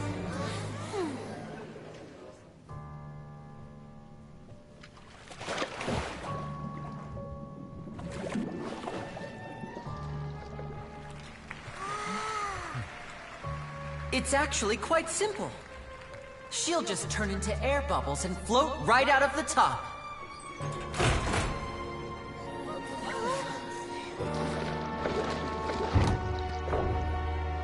Oh no! I told them to check all the props carefully. With the lid on, even air can't escape. An amateur magician would be getting very nervous right around now. Luckily, it's me on stage, so let me show you what a true virtuoso can do.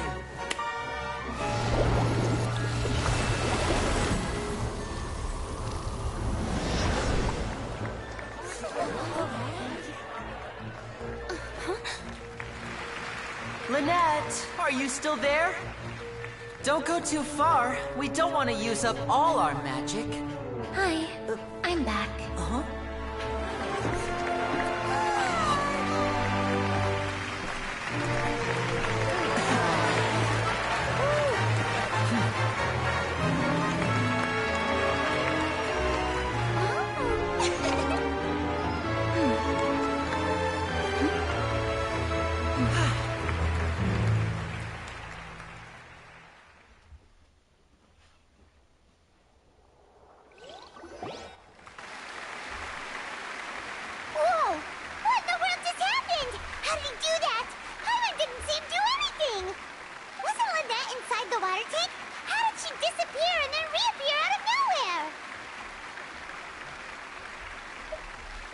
If we could see easily through his tricks, then that would mean that his skills are still lacking. To appreciate magic, you should focus on the show happening on stage, rather than getting caught up in trying to see that which has been intentionally hidden. Guess you're right. Paimon couldn't believe her eyes when Lynette reappeared. Amazing! Thank you everyone. I'm glad you enjoyed that performance. But our magical journey has only just begun. I've prepared even more astonishing surprises for everyone here. The magic of transformation and disappearance can go far beyond what you've just seen. I'm sure many of you are thinking that escaping the water tank was impressive enough. But Lynette is still my assistant after all. In which case, I have ample time to make all necessary preparations. So, for my next trick, I will require the participation of one lucky audience member. Please, if my assistants could bring out the magical boxes now. There are 2 boxes and only 2 boxes. One is here, and one is there in the aisle among the audience. I'm sure many of our clever audience members have already guessed our next magic trick. A swap! Our lucky audience member and I will each enter a magic box. After 1 minute, we will each emerge from the opposite box. Now please, everyone pay very close attention to the box you see here. Don't give me any chance to make a move. Wow! How's he gonna do this? Hey, do you think this is all magic tricks, or does Lenny have actual superpowers? The lucky audience member will be generated by this random number selector. It selects numbers entirely at random. Even I don't know who will be chosen to participate. Now then, let's begin. Let me see. Oh, row 7, seat 3. Congratulations! You now have the chance to experience magic firsthand for an entire minute. Please, come forward. My assistant will take you beside the magic box. I'm sorry, it might be a little cramped inside, but no need to feel nervous. We've carefully arranged everything for you to be as comfortable as possible. You don't need to do anything, but no matter what strange things may happen, don't come out of the box. If the magic is interrupted, who knows where you might end up? You might even find yourself in the Fortress of Meropide. Oh, okay. All right. Before I enter the magic box, there is one more thing I need to ask the audience to do. Could you all give me a countdown? Like this. 60, 59, 58. Just keep counting down. You can go a little faster or slower if you like. I won't be able to see anything in the pitch black box, so I'll be relying on your voices to know when time is up. Oh, and no tricks now. If you quickly count from 60 in just 30 seconds, then I'll be in a tough spot. Ooh! Paimon kinda wants to count faster after hearing him say that! No, that won't do. I can see it in your eyes. You still can't be trusted. Let's practice together. Come on, repeat after me. 60, 59, 58. 60, 59, 58! That's right, perfect. Keep it going. All right, I'll see you all on the other side once you've finished counting.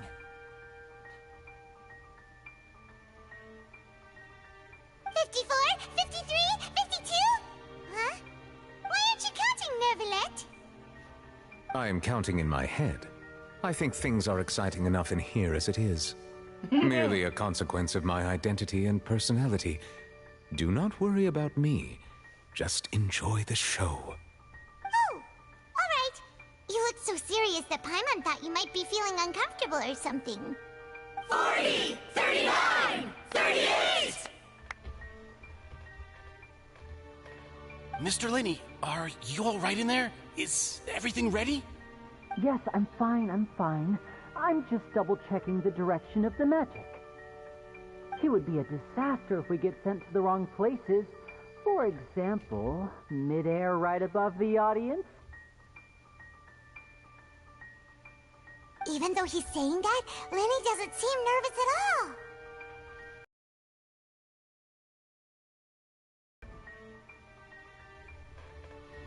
Ah, what was that noise? Did you hear it too? Not sure. 25, 24, 23! What's wrong, Mr. Linney? I can still hear you moving in there. I seem to have accidentally knocked over a decoration. I'm trying to... left from right. Never mind the decorations. There's no time for that. The show is what's important. No, that's unacceptable. I want my show to be perfect. Don't worry, we still have 20 seconds. Hear them counting? 19, 18, 17!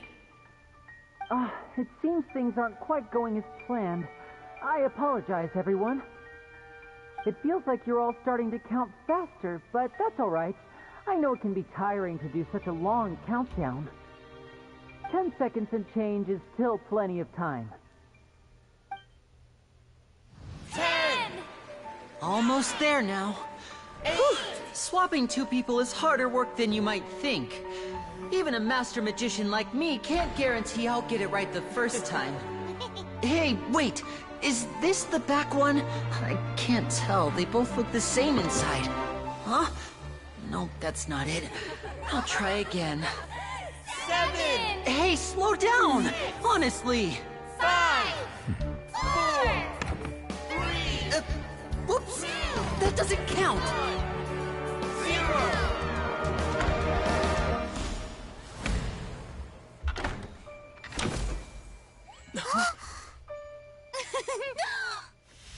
Ta-da!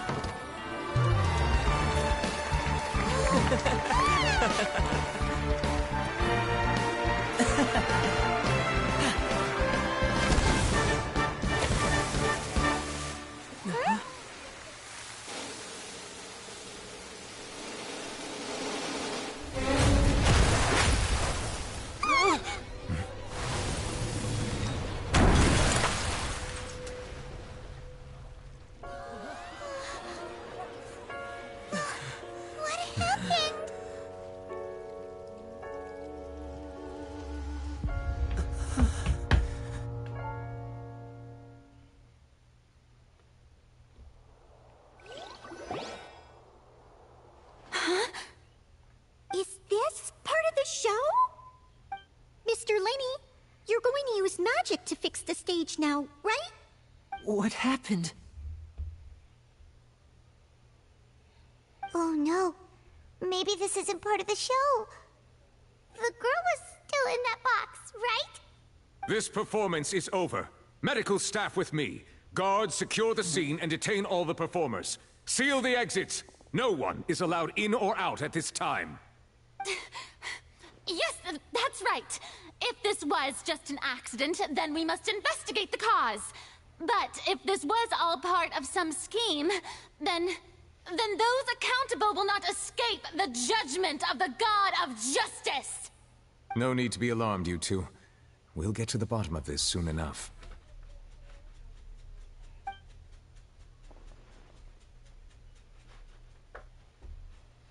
Unfortunately, the person who is in the magic box has been pronounced dead. His name was Cowell, one of the assistants in Linny's magic troupe. Apparently, the fireworks on stage ignited the ropes that were suspending the water tank, which then caused the tank to fall onto the stage. As of now, we are still not sure why we found Cowell in the box, rather than the guest from the audience. And after an initial search of the area, the guards have confirmed that the girl is nowhere to be found. It appears that this incident was not merely some mishap with the performance. And there are many indications that it is connected with the case of the serial disappearances of young women. The serial disappearances case? That's the case that Charlotte mentioned before!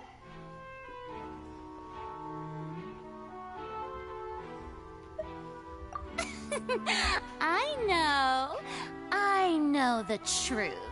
I can see through the whole thing. Really, using such a shallow and obvious mystery as his finale.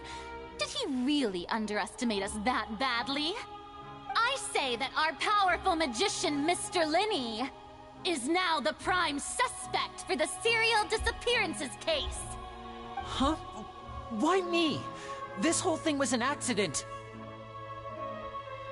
Oh, this all occurred during your magic show, did it not? The missing girl disappeared after being chosen, did she not? The deceased is one of your assistants, is he not?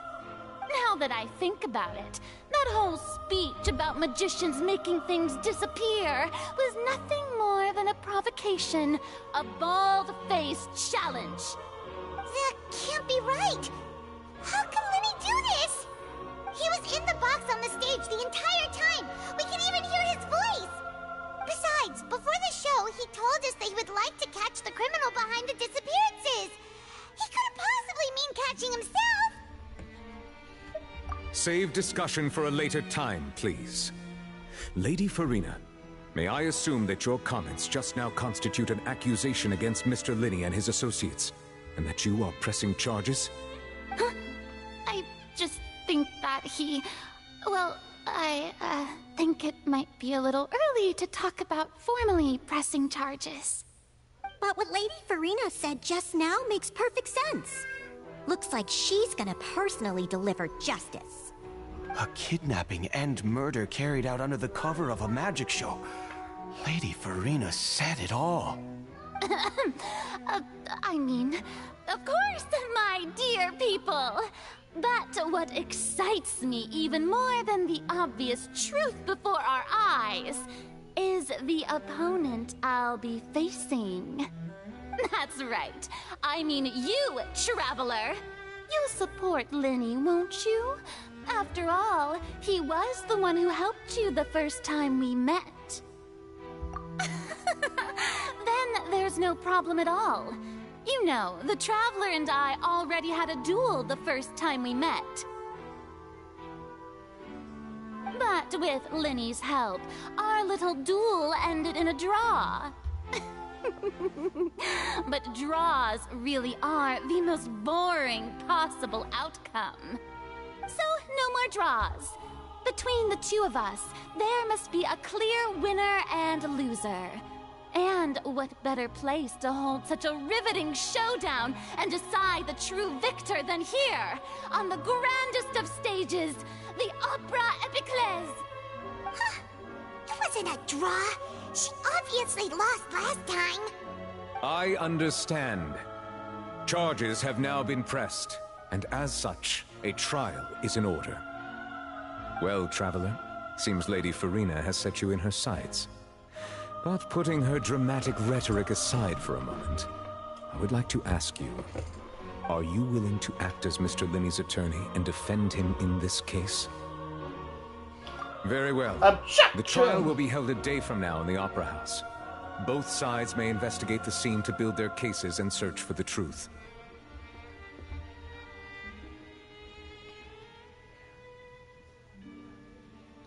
Linney and his troupe are all potential suspects and shall remain within the Opera House. The audience may begin to leave in an orderly fashion once they have been cleared by the guards. A day isn't that long. Let's see what kind of case this big-shot outlander can build in such a short amount of time. I'm really quite looking forward to hearing it.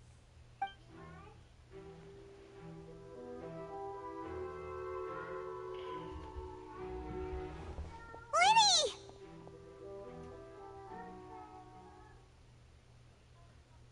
Sorry about everything that happened just now.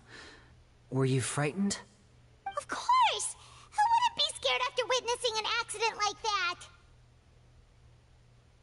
Yeah, I'm a little shaken up myself. How could this happen? And poor Cal.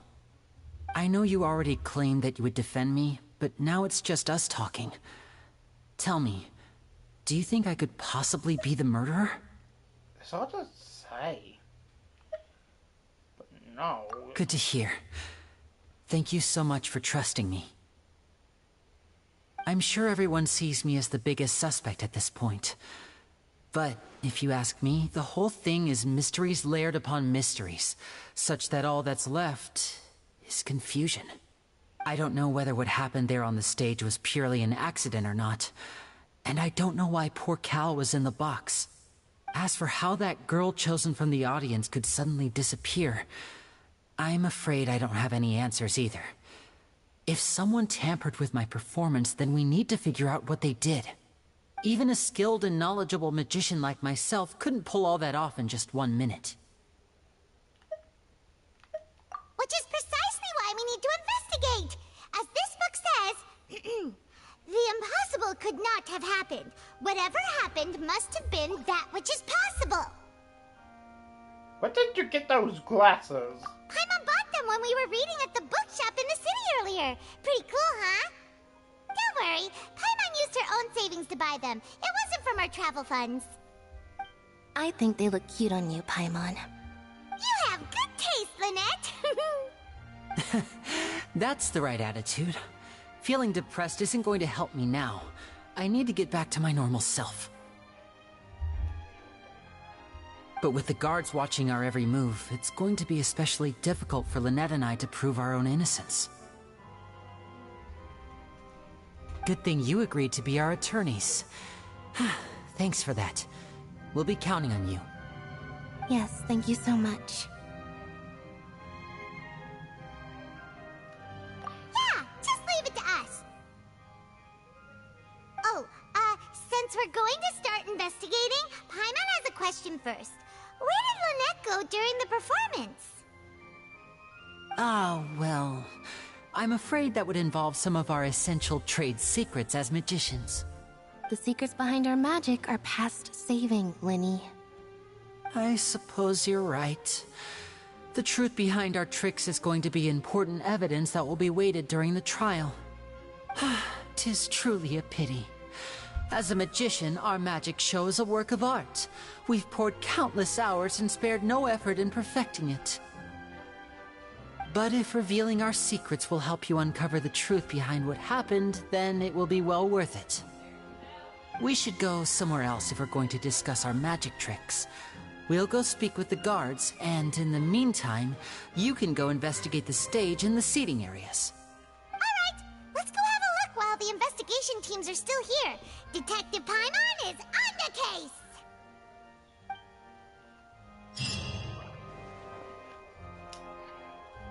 Hello, officer. How's the investigation going?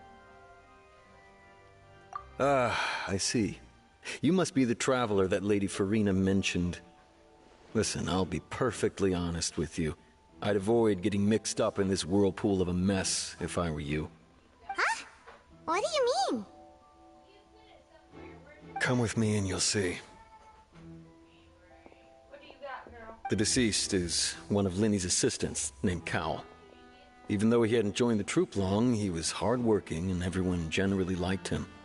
The assistants are usually in charge of setting up and inspecting the props, as well as assisting with the show and keeping the crowd engaged. As you probably saw when you were in the audience, the water tank suddenly fell and smashed the box with Cowl inside it. This is the real mystery. We've already searched the scene and were unable to find any traces of the girl. However, if you look carefully, the box was positioned directly under the water tank. The ropes holding the tank were then burned by the pyrotechnics on stage, causing them to snap. All these factors lining up so perfectly makes it hard to see this as a mere accident. If anything, the more logical explanation is that the whole incident was intentionally planned, and Linny is the most likely person to have access to all these areas. But he doesn't have a motive. Are you both good friends of his? Well, you can't say we're good friends, but we've known each other for a little while. So in just a short time, he was not only able to win your trust, but even convince you to act as his attorneys. I know there's no such thing as magic. The real trick of a magician is holding the audience in the palm of their hand. I've seen a lot of cases, and I can tell you that people are the least reliable kind of evidence. They will also be the most reliable evidence. Sorry, I tend to be pretty straightforward. Just know that I'm warning you for your own good. Anyway, you may investigate the scene of the crime yourselves if you're curious. Who knows, maybe you'll be able to come up with some new evidence.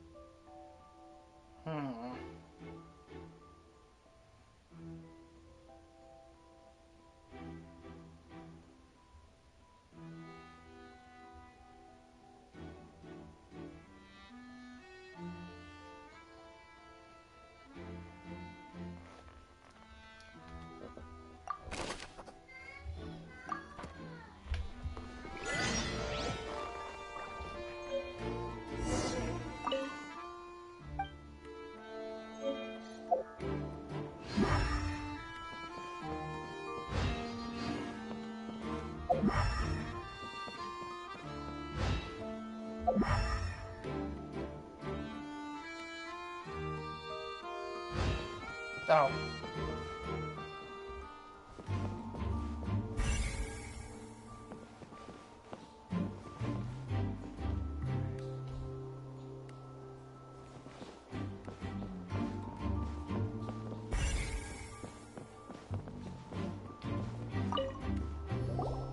So this is the rope that broke and caused the water tank to fall. The rope looks pretty durable. How can it be burned through so quickly by fireworks?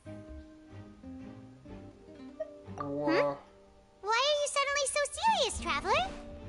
I don't know.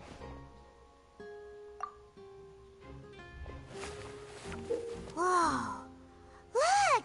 This bit is made from different material. Most of it was burned away, but there's still a little bit of it left. Steam flammable, like a type of cotton, plastic cotton. Huh. So if a rope meant to hold something was made with that kind of material in it, then that means... Wait, why don't you write all this down? Let's take notes.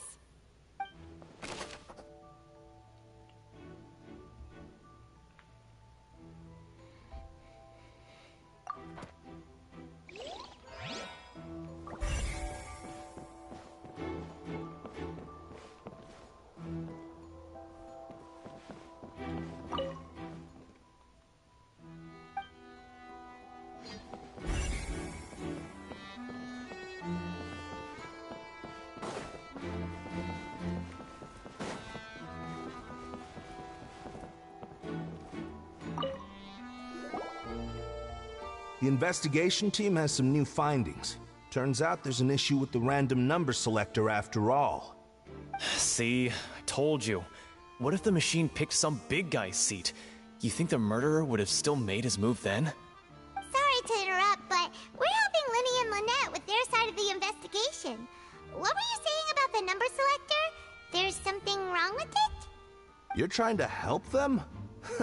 That'll be a tall order. Linny used the machine to pick a random member of the audience during his performance, right? The lucky girl that later disappeared. Well, we thought there might be a serious problem with the machine, so we had it taken away for further inspection. It turns out that the seat number it picked wasn't random at all. The machine picks that same number every time. I'm sure you already know that you have to make a reservation in advance to get a seat, regardless of whether it's a trial or some performance. In other words, Linny knew who would be sitting where from the very beginning. That much checks out. Linny reserved our seats for us, too. Bet you see why I was saying it'd be tough to make a case for Linny. Even though it's bad for Linny's case, Paimon had better write it down. Did something going on? Oh, I love investigating. Inside the Opera House. Hello there. What are you investigating? Oh, this location has also been cordoned off because the Magic Troupe members are currently considered prime suspects. The investigation team is still collecting evidence. The seats were all booked in advance, so we were able to deduce the missing woman's identity by checking the guest list. Sure, it's not like this is confidential information. We will publish it later anyway when we petition the public to help us find the missing person. Her name is Halsey. She's a painter from Fontaine who's made a bit of a name for herself. Apparently, she wasn't a regular at the Opera House, but she'd been feeling some pressure with her work lately, which made her decide to come see the magic show. The Magic Troupe members all claim not to know her. We have looked into her social connections. It seems that she has no personal grievances or conflicts of interest with the suspects. Simply put, she wasn't related to the Magic Troupe at all, which matches the features of the previous serial disappearances. Were the victims of previous cases also chosen at random? That's how it seems to us, in any case. Apart from the fact that they were all young women of around the same age range, there really weren't any other connections between them. Okay then. No need to be so formal. If you do happen to see the missing girl, please be sure to contact us. It is of utmost importance that we get to the bottom of these disappearances.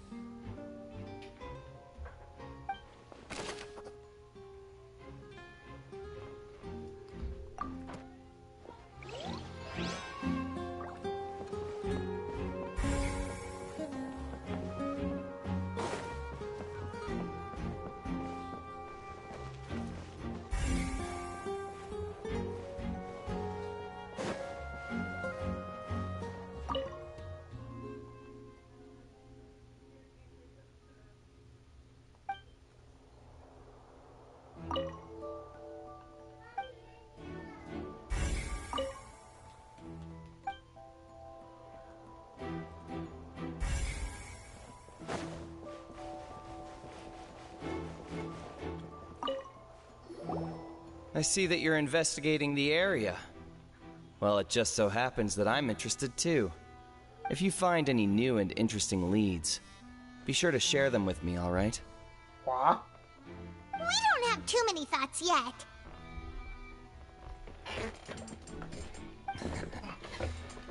Then why don't I tell you my hypothesis first? The way I see it. And I'll start it with that loud thud. The thud? Oh, you mean the sound that happened?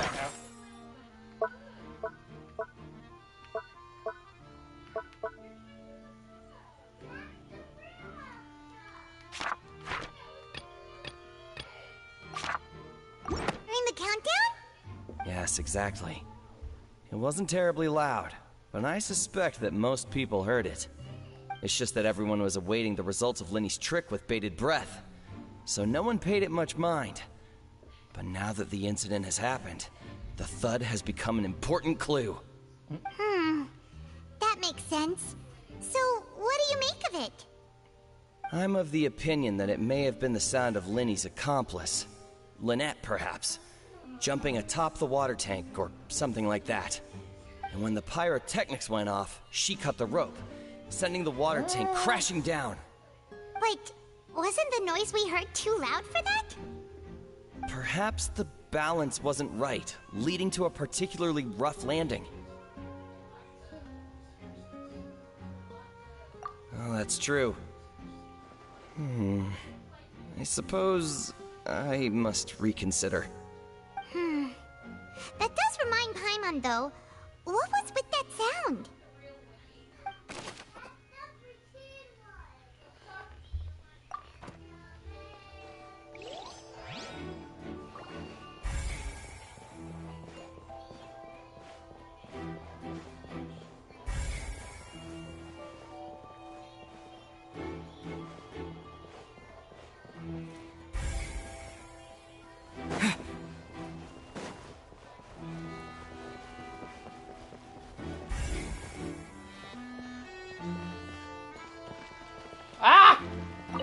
Lenny's still talking to the guards. It seems he'll have a lot of explaining to do. I think someone will be assigned to monitor us later, but that's alright.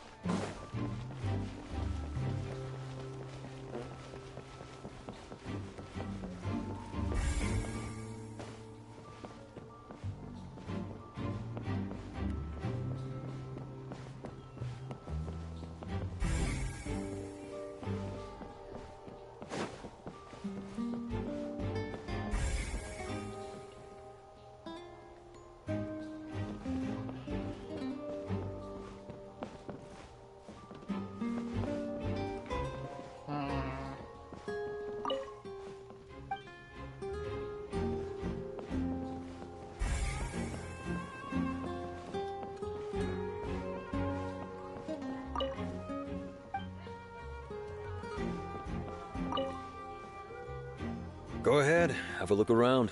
In the end, we're both after the truth.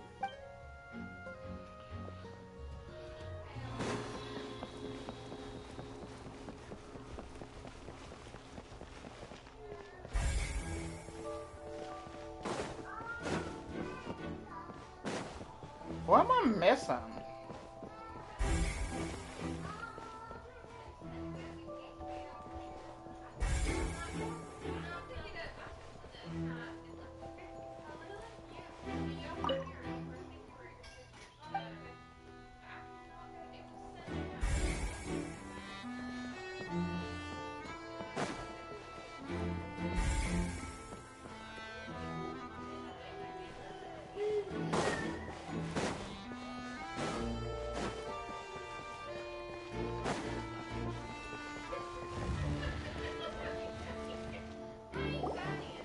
Hey, you! Yes, both of you! Over here! I've been keeping an eye on you for a while now.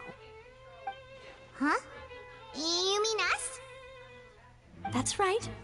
If I'm not mistaken, you're also among those who wish to cut down the thorns and pursue the truth. No? And by the looks of it, you're not from Fontaine. Oh, Navia. Well, you're right on the more about that one, but who are you?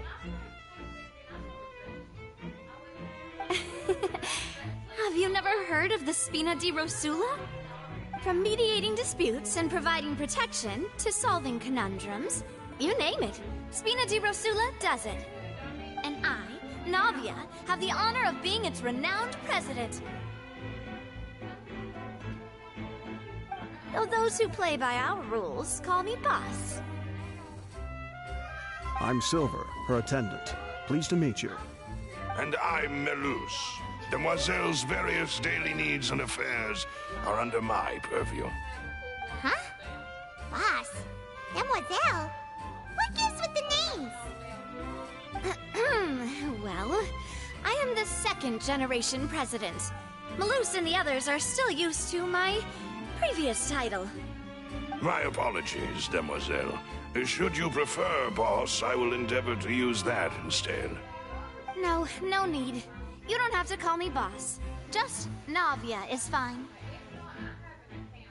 Okay, if you say so. Not that we're members of Spina di Rosula anyway. All merely trifling details. Never mind. Now, back to the situation at hand. That's right. I've always kept an eye on the serial disappearance cases. My interest stems from a matter back from my father's time. Judging from the look of things, I find Linny an unlikely mastermind. Really? We think so too! That's why we're looking for clues now. But how did you come to that conclusion?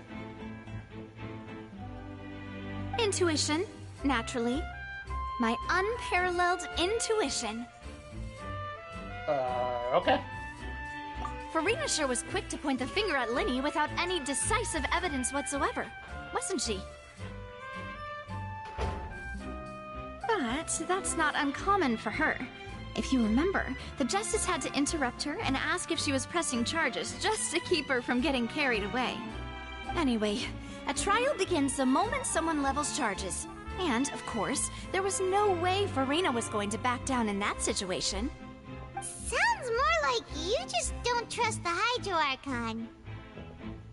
Well, what's your opinion? I must admit that she can be interesting at times, but liking her doesn't mean that I'll blindly agree with her. All right, I've answered your question. Now, it's time you answer mine.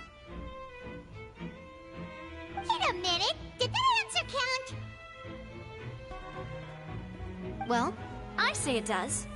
But don't worry, you won't hear any pointless questions from me. In your opinion, do you think it's right to treat a trial like it's an opera?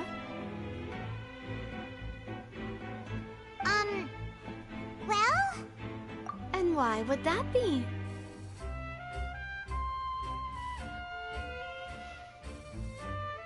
Doing so makes it easy for the truth to fall by the wayside.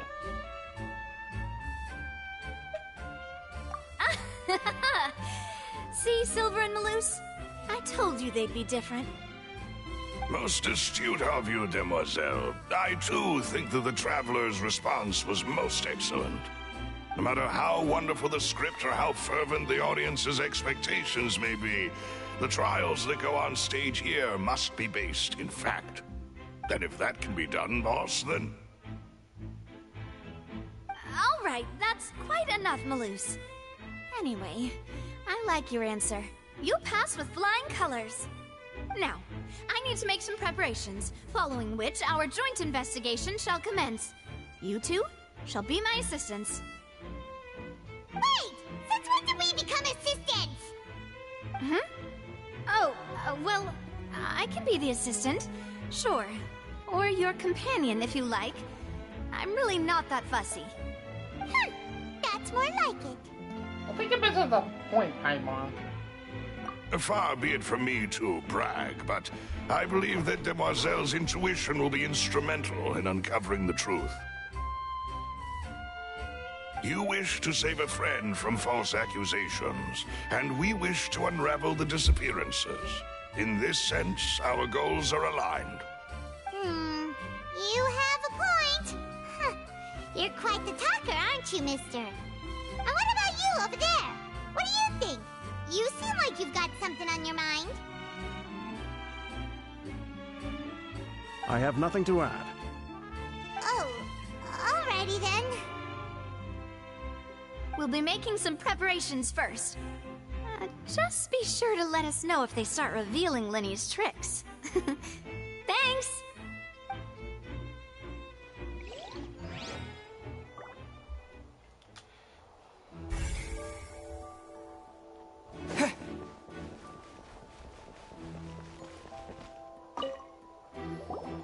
So, no one can freely enter or exit the Opera House at the moment. If you wish to leave, you must register your identity with us first. No, we're not leaving. We're representing Linny and Lynette as attorneys, so we're investigating the case. Were you always guarding this entrance? Yes. After the Chief Justice gave the order, everyone coming in or out must undergo a strict inspection. So, the missing girl couldn't have left from here. At least, not from that point on.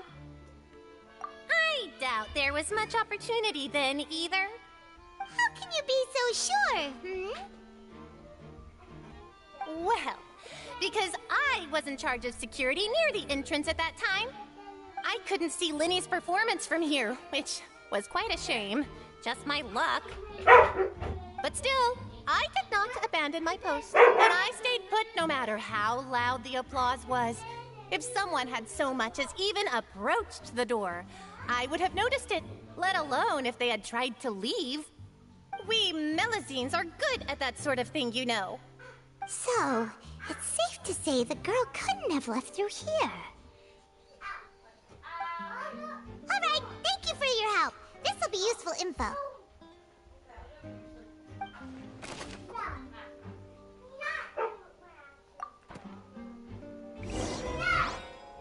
We've checked everything of note here at the performance venue. Paimon wonders how Linny's discussion with the guards is going. Let's go see, shall we? Ooh, things are getting interesting, huh? We're about to see how magic is made.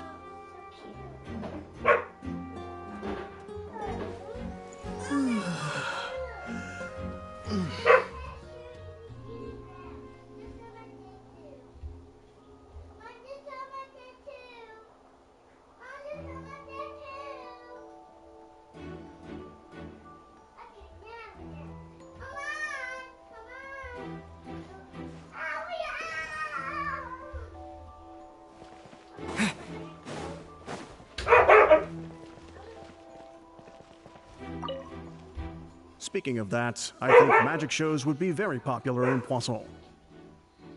I can see that. Maybe I should try to learn some magic. If I can make things disappear, cleaning my room would be a cinch. You need not worry about such things, demoiselle. That falls under my duties. Oh, right.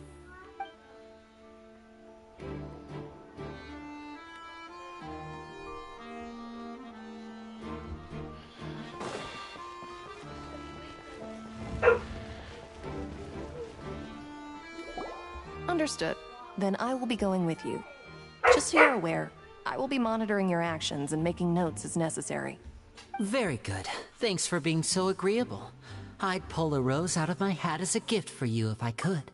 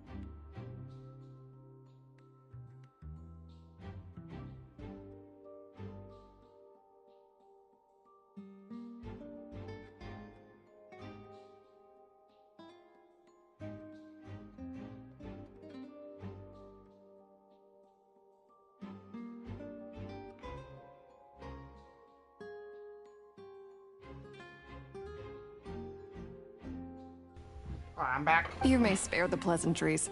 I'm just doing my job. You've arrived. Who's this? Me? I'm Spina di Rosula's guardian angel. If you've got a problem, I've got the firepower. Sorry, I got a little carried away there. Call me Navia. I'm a partner of theirs, and will be helping investigate this whole situation. And these are my companions. Would you mind if they join as well? Fine by me. Oh, new helpers? I would be most grateful. Well, let's just say we're tagging along. It's not every day you get to see the secrets behind magic performed on such a large scale. I appreciate your kind interest. Come with me. We'll be heading below stage. Huh? Below stage? Yes, a world of secrets is hidden beneath this magic box, prepared specifically for this switcheroo trick. But before I reveal everything, you should have a look first. Notice anything strange here?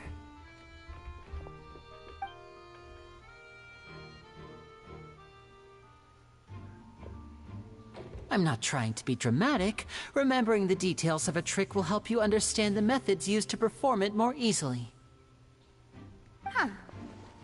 Weren't there balloons and other decorations here? Where did all that go? Ah, good eye. That said, you're still far from discovering the answer.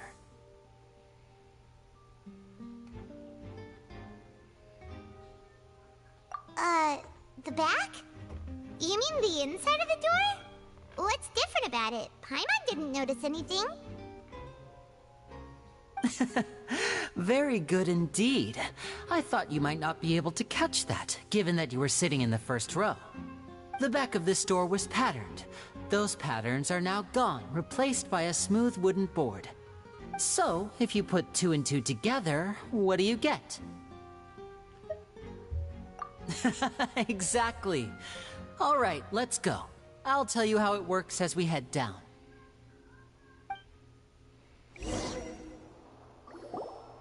Oh, so there was a passageway under the magic box! I knew you'd figure out most of it as soon as you saw this place. The 2 magic boxes are positioned right above the 2 entrances of the tunnel. See this flatbed trolley? The box with the lucky audience member in it would be shuttled over to the other side using the trolley. This trolley can raise and lower and even rotate, ensuring that the box will face in the right direction. I see. So that's the purpose of the box inside another box. Precisely. The inner box would descend after the audience member was put inside and be moved along the trolley, all while the outer box would remain on stage as if nothing had ever changed. So that's how you did it! Once the box was lowered, the trolley would store some energy through this device here, with which it would complete the rest of the steps. The audience member would only be able to feel some slight movements in the dark, and by the time she walked out, she would already be back on stage. Right! You were talking that whole time, and you even came out for a moment near the end! Ah, yes. A phonograph operated by Lynette was used to achieve that effect. My assistant and I had already scripted our conversation beforehand. When the countdown began, I had already gone to the opposite box via a tunnel using that ladder. And what about Lynette? Where was she? I was in the mezzanine space in the back of the box. Oh, interesting! That's how we were able to coordinate Linny's lines with the assistant. And, by the way, I was the one who walked out of the box at the end. I mean, we are twins. All it takes is a change of clothes and no one can tell who's who.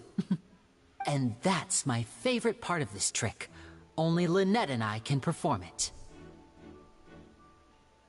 So that's how it all worked! Wow! Every detail you revealed was more amazing than the last! Lynette would briefly walk out of the box and then go back in, jumping into the tunnel and escaping before the box on the trolley could finish ascending. And then I walk out of the other box in the audience area, and the trick would be complete.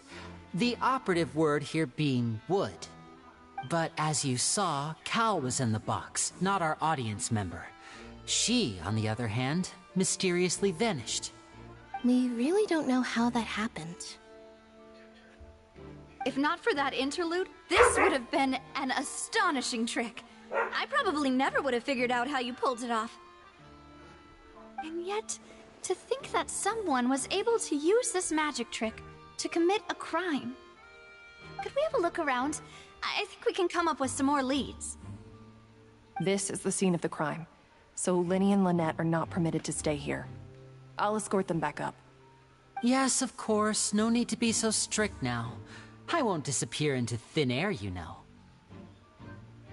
Thanks, everyone. We're counting on you.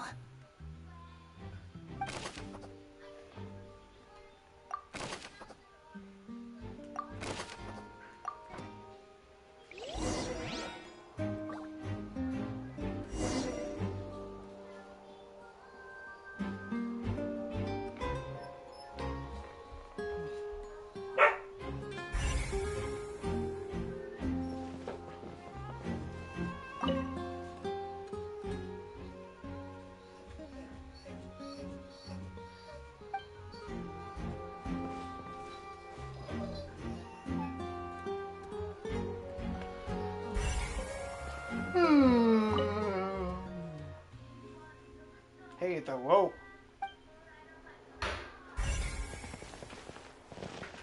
There's some broken. Yeah. Huh. What's this? Looks like a hook tied to the end of a rope. Huh? There's all kinds of odds and ends here. Perhaps it was a prop for a different trick. But why would it have been left here? Whatever it is, let's make a note of it first.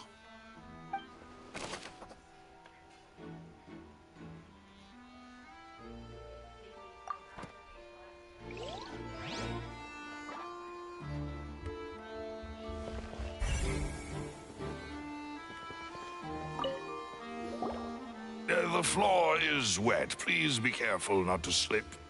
Speaking of which, why would there be water here? Oh, Paimon knows! It's one of those tricks where you pour water into a jug and then flip the jug over only for the water to disappear. And here's a broken vase. Huh. Did the trolley knock it down while moving? That can't be. The trolley moves along tracks from start to finish.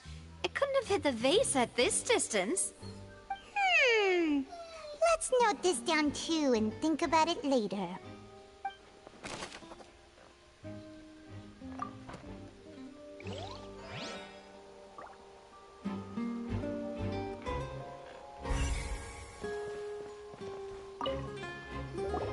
Oh, these are the clothes that the lady chosen from the audience was wearing, right?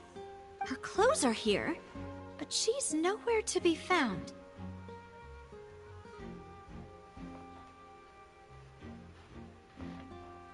Right. And do you really need to do that if you're kidnapping them? Ugh, this is so confusing. Paimon doesn't want to be a detective anymore.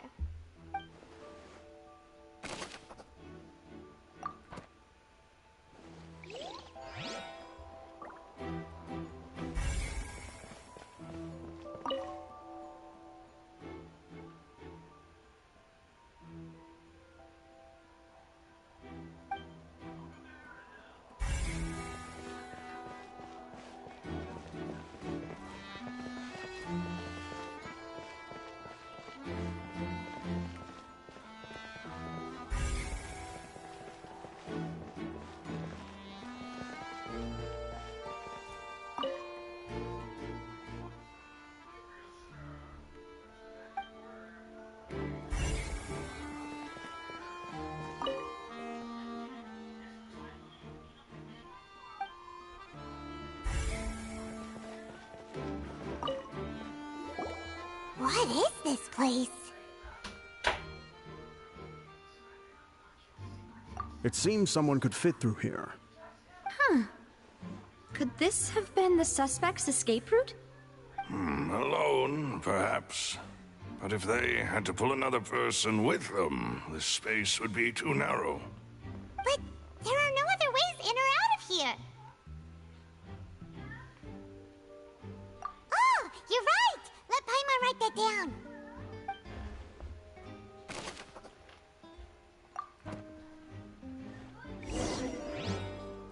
Seems we're just about done investigating down here. Yes. Let's head back up.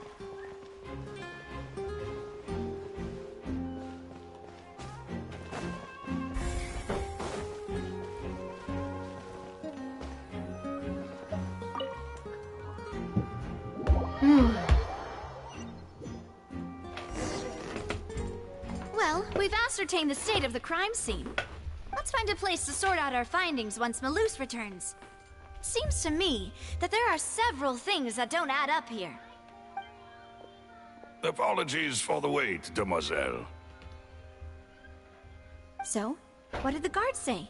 Did the criminal escape through the vent? They believe the odds of that are very low, since the vent leads to the Opera House's basement. The guards have checked the area carefully. No one left through the basement during the performance or after the incident, and no one was found hiding there.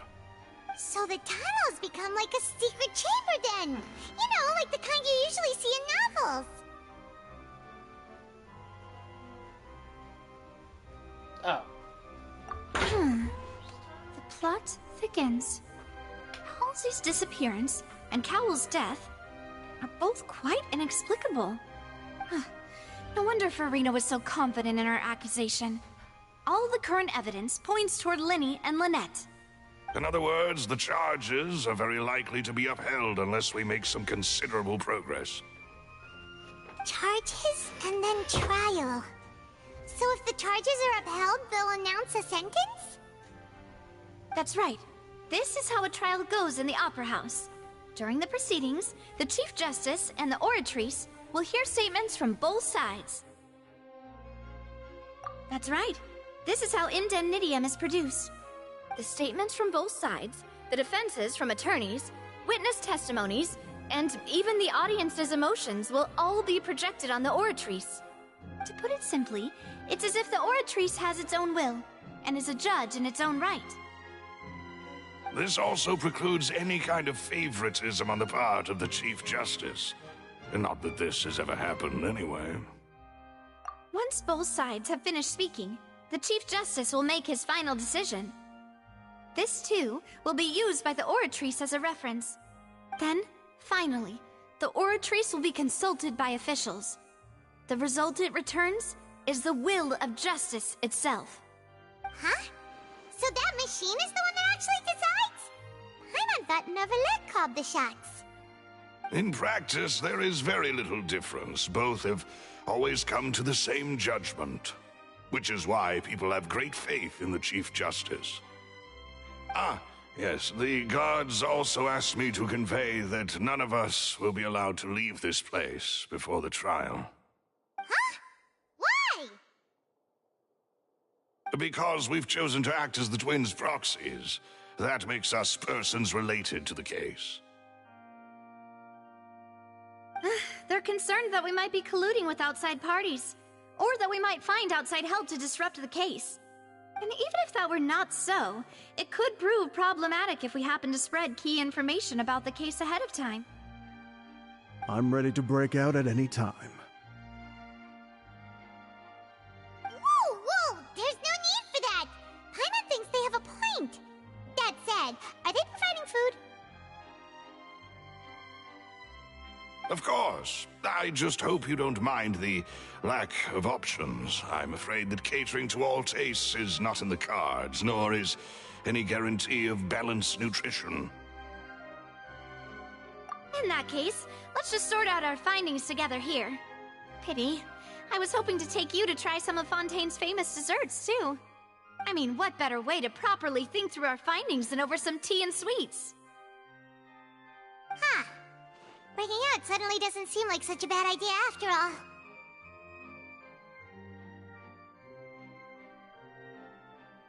Just kidding, just kidding. Paimon will still do her best, even if there are no snacks. What do you mean, no snacks?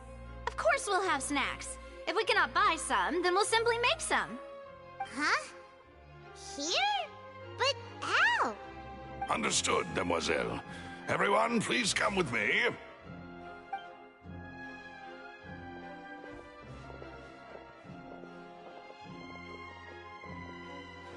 Wait, you're carrying a portable stove with you? Yes, I must be prepared to meet the demoiselle's baking needs whenever the fancy strikes her. I have eggs, sugar, and almonds at the ready. Good work, you two. Then I'll get to it. Please sit tight for a moment. You'll get to taste my awesome snacks soon enough. These three are quite the interesting group.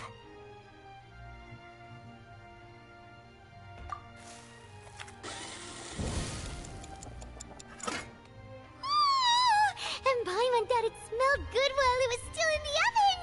Oh, it's even better now. Paimon can't stop drooling. From the way you had these two guys carrying all that stuff around, Paimon thought you'd have them do more during the baking process. But you ended up doing the entire thing by yourself! Beating the egg whites, grinding almonds, everything! I was applauding. And I was giving encouraging smiles. Paimon was just thinking, aren't you worried about getting your fancy dress dirty beating egg whites and baking like this? Well, I don't think it's carved in stone anywhere that fancy ladies can only read books, sip tea, ride horses, and play the piano. I just really enjoy making snacks. Don't underestimate beating egg whites, by the way. It's a real arm workout. You also need to beat them to just the right consistency, or your macarons will crack. Anyway, give these a try, fresh out of the oven. There's 3 for each of us. Only 3? Well, eating too many sweet treats might send all that sugar to your head. You wouldn't be able to think clearly about the case on a sugar rush, would you? Tea is ready to be served as well. This is Demoiselle's favorite, strong black tea with a floral fragrance that clears the mind and lifts the spirit. No need for concern. I'm merely doing as I should.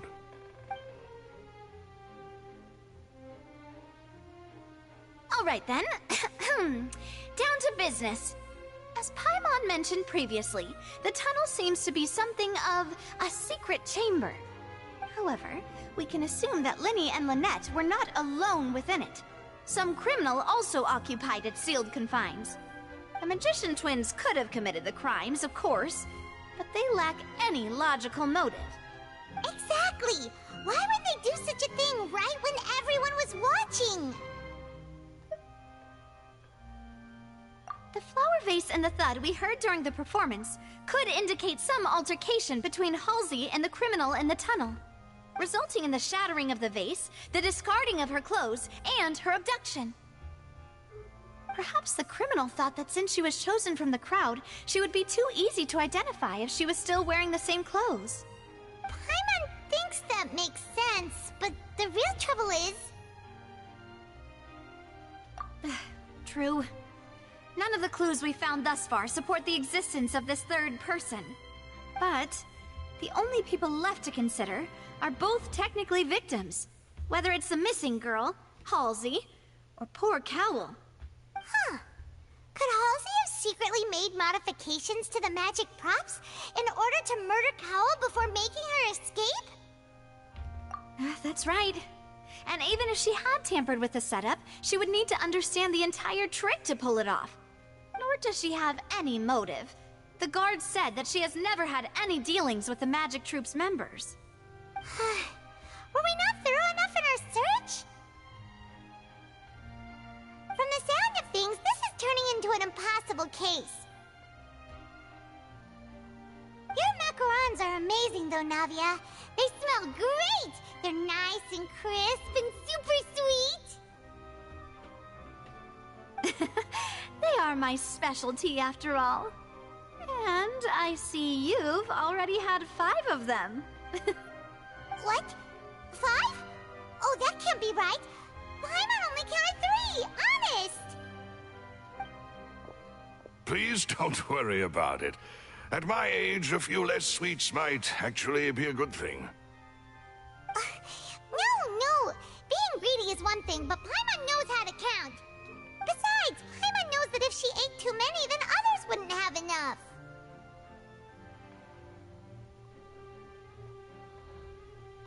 Wait, even you don't believe Paimon?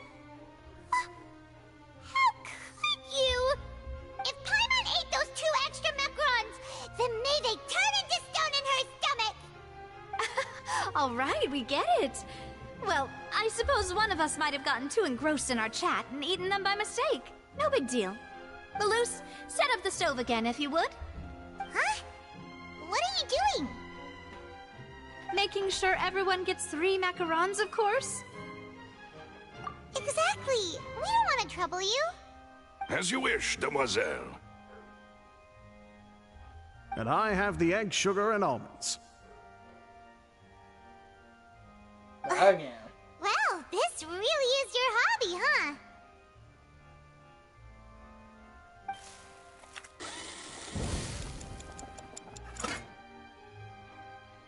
Well, that's it for snack time. I'm going to have another look around the area. I don't know what we're looking for yet, but we've still got some time. As attorneys, I suggest the 2 of you think the case over again. It would be awkward if you got all tongue-tied on stage during the trial. All right, thanks for your help, and for the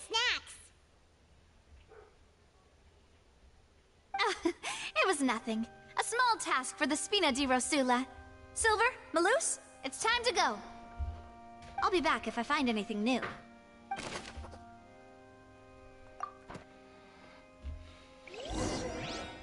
All right, it's time to put our heads together. We've got to get our defense ready for the trial. Ow. Oh, it's probably gonna be a long and difficult case. There's no point in worrying about that now. We just need to prepare. Here, take Paimon's notes. They should help you review the situation.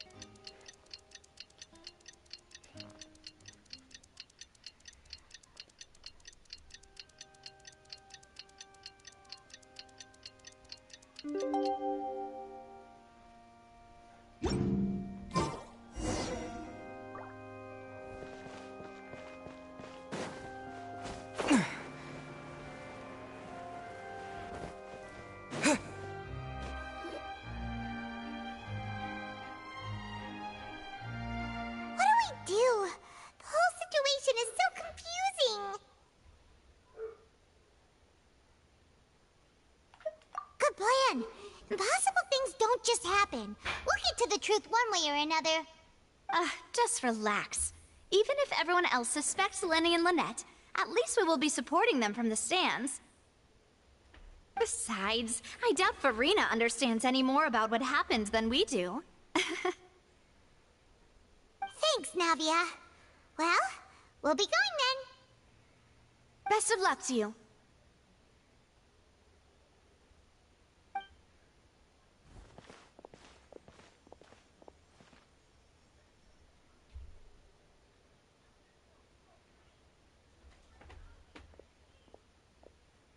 Ah, finally, you're back.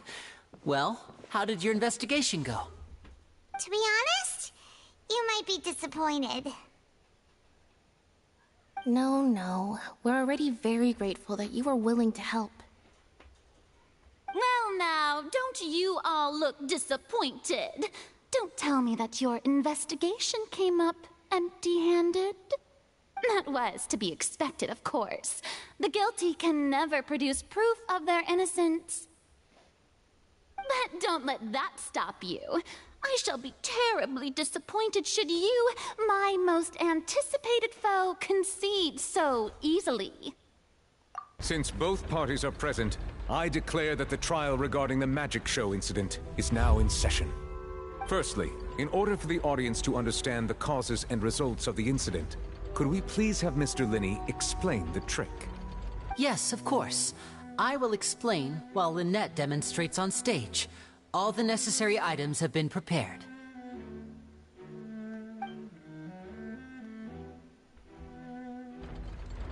Thank you, Mr. Linney.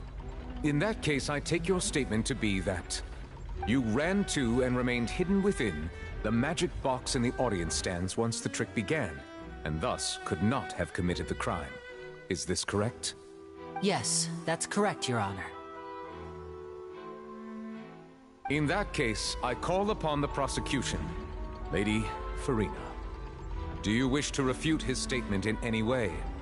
Why, of course I do. Allow me to take the first shot and break this case wide open. Mr. Linney is clearly lying. There is no way you could have been in the box the whole time if you were to abduct Halsey and murder Cowell. In fact, I'd say you were hardly in that tunnel at all. That is simply your hypothesis based on the presumption that I'm guilty. Oh, is that so? And if I may ask, what did you hear while you were inside your box? The roaring countdown of the crowd, of course. That's how I kept track of the time and built anticipation for the finale. And you didn't hear anything else at all? Nothing that might leave an impression of any kind? No, nothing. I see. But when the count reached 30 seconds or so, there was a thud. One so loud that I believe practically everyone heard it. Huh?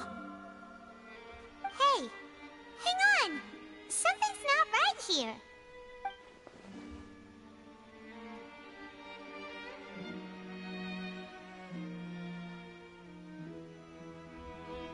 Yeah, I'm sure he could have heard a noise that loud from inside the box. I was right by the box and I definitely heard the thud. Look at those scales. Could those mean...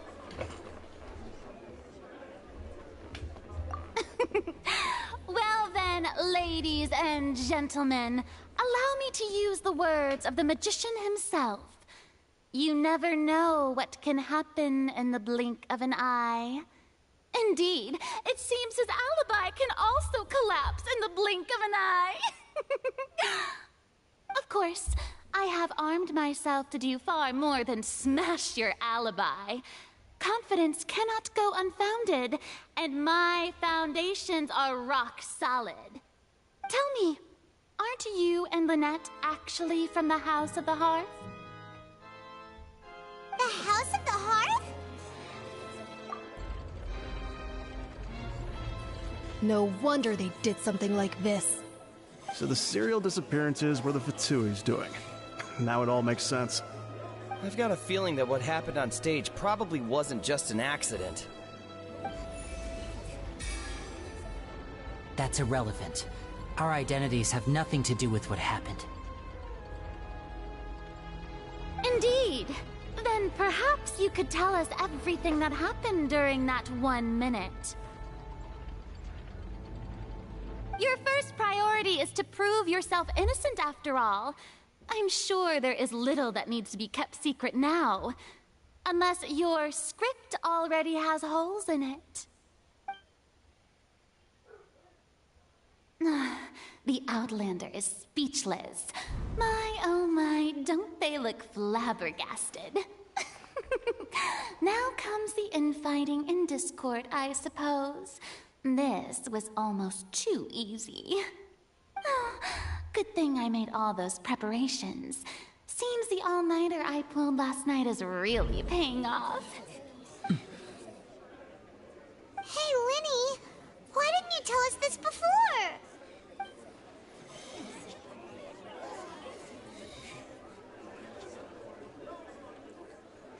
Order! Order!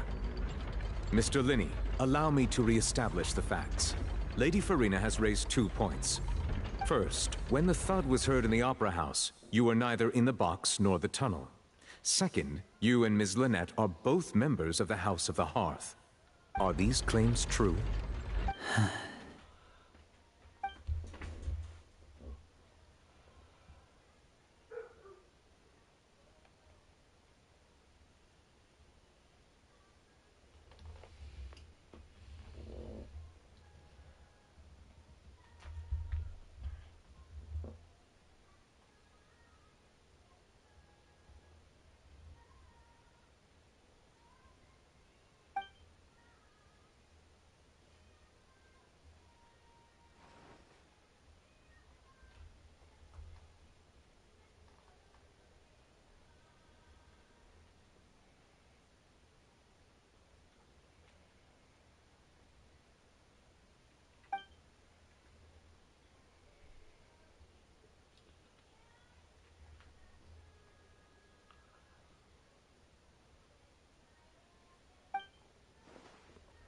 Please answer my question, Mr. Linney. I'm sorry. Yes, they're true, Your Honor.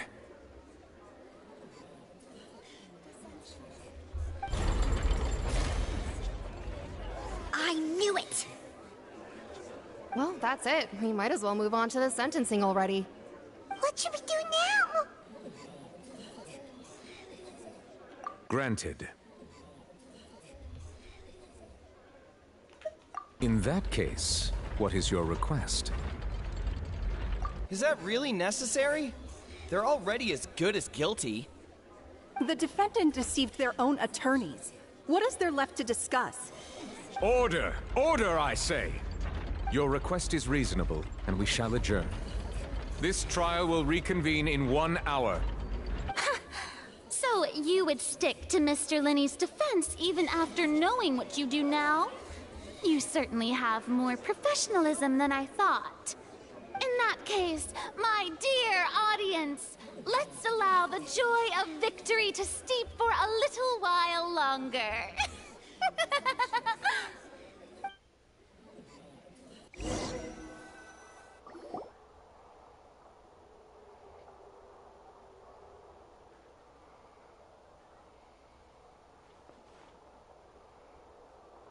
Well, this is awkward. I didn't think the Hydro Archon would dig all that up. I'm sorry, Traveler and Paimon. Yeah, sorry. Paimon doesn't know where to start. We trusted you two. We based our entire reasoning on the assumption that you weren't bad guys. Not to set the wrong tone or anything, but Paimon's really mad! I'm very sorry. I know you're angry, and reasonably so, but please, let me explain. I know you've clashed with the Vitui several times before. I wouldn't be surprised if just hearing the word is enough to make you upset. But our organization is very, very large, and the Harbingers have very different personalities and goals. Right now, we want to save people. As many as we can. That's right. I'm sure we're on the same page when it comes to this nation and the disaster that its people might face. I knew if it weren't for our respective identities, we could become good friends. That's why I didn't wish to flat out lie to you, but chose to hide some details instead. The truth is very important, but being completely transparent about everything would see us spending more effort than we need to.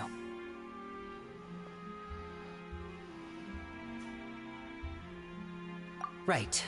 So, you be the judge. Heck, if I were you, I fear that I'd even struggle to trust me at this point. You met a Fatus who works as a magician, a trickster by trade. All by coincidence, too. But still, I'm asking you to trust me. I am no criminal. At least, not in this case. Sorry. Please forgive us. Well, you both say that, but...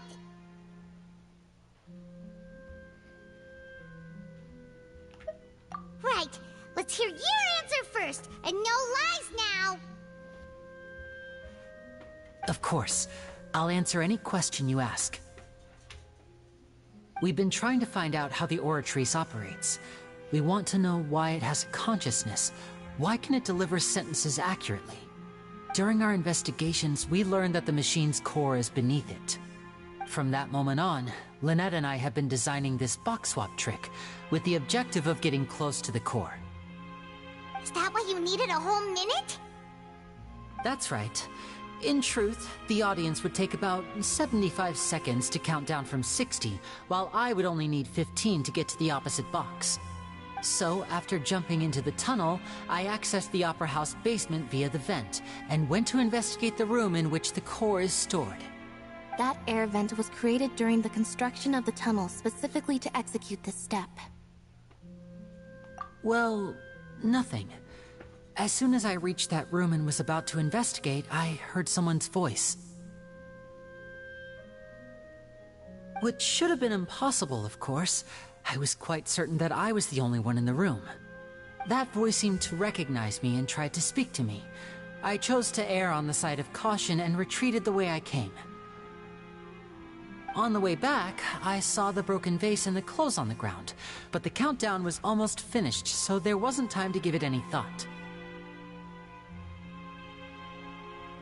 After that, the homicide occurred just as you saw.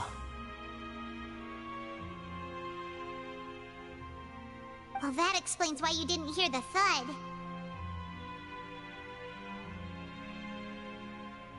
Because of that prophecy I told you about, of course. We must know all we can about this nation's secrets in order to deal with that prophesized crisis. That's the only way we can save everyone. So, there you have it. The whole truth. I swear, I didn't hide anything from you this time. It was never my wish to proceed under this cloud of mistrust either. But, like I said earlier, you can be the judge. If you want to leave because you don't trust the Fatui, there's nothing I can do to stop you. Well, Traveler, you decide. Paimon will follow your lead however you choose.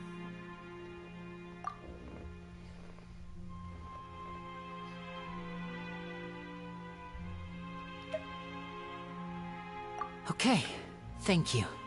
Thanks for giving us a chance. The current problem is that the scales are tipped pretty badly against you two. If we want to refute the Hydro Archon's accusations, we're gonna need a seriously watertight defense. Huh?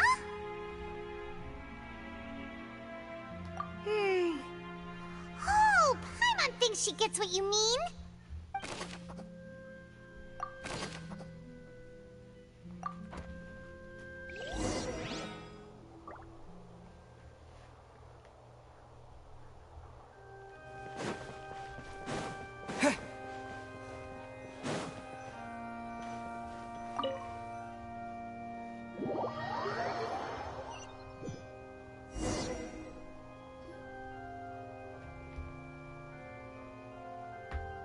Both parties have returned to their positions.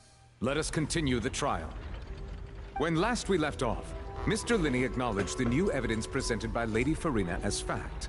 Therefore, Lady Farina may continue stating her reconstruction of the events. Ugh, that took long enough. Now then, if if everyone would lend me their attention. At this stage, let's revisit that scene from Linny's perspective.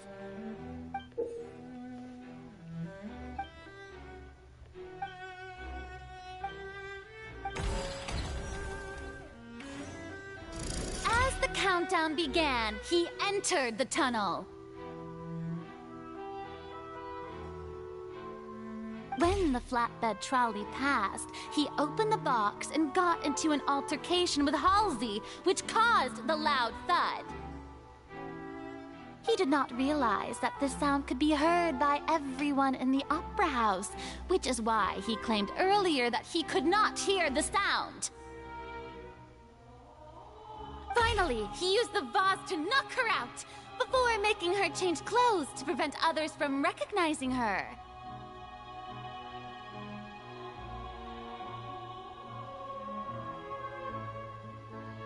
At this time, Cowell arrived in the tunnel, having heard that strange noise, and caught Linny red-handed. So Linny proceeded to knock him out too before stuffing him into that box.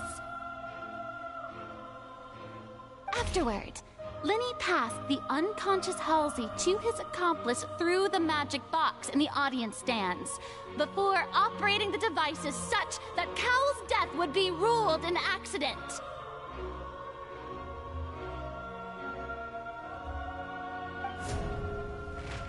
And there you have it.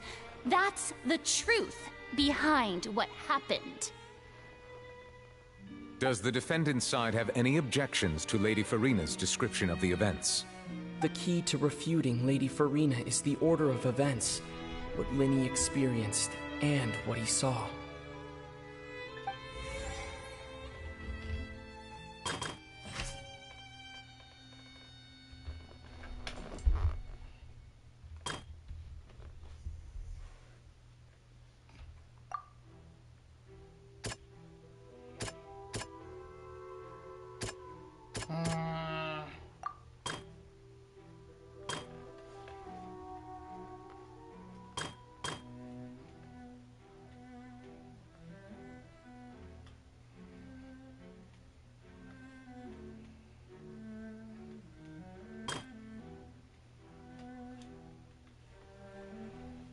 That does beginning and end.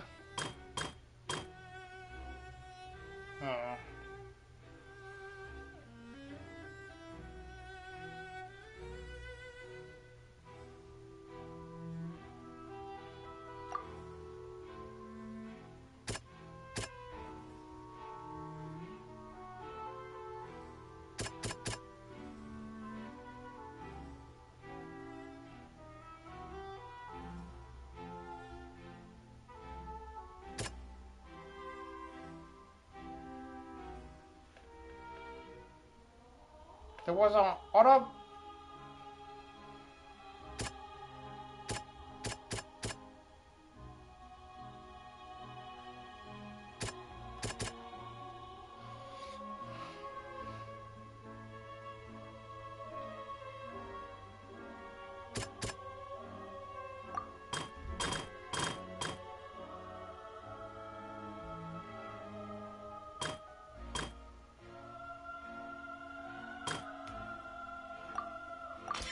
According to Linny, he left via the vent after entering the tunnel. He couldn't have had that altercation with Halsey.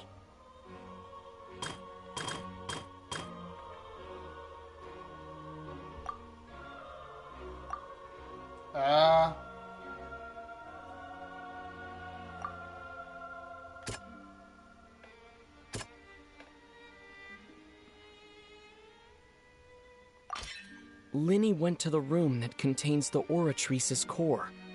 This is the actual truth.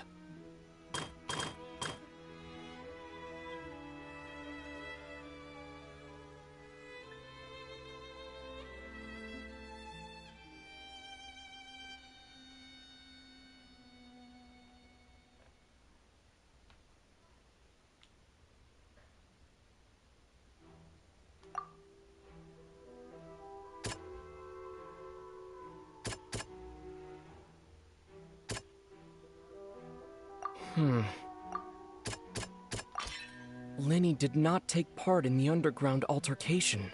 He only witnessed traces of the aftermath. Attention! Ace Detective Paimon has something to say! When the countdown started, Lenny did indeed go into the tunnel. But he immediately used a vent to access the Opera House basement, which is where the underground core of the Oratrice is stored.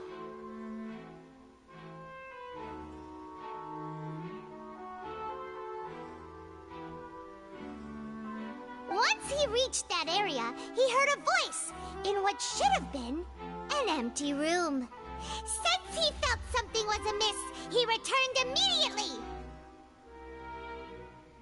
The crime scene had already developed by the time he reached the tunnel again, and in order to complete the magic trick, he did not remain there for any length of time.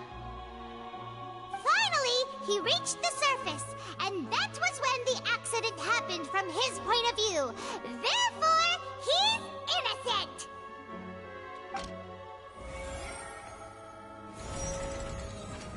This is what actually happened.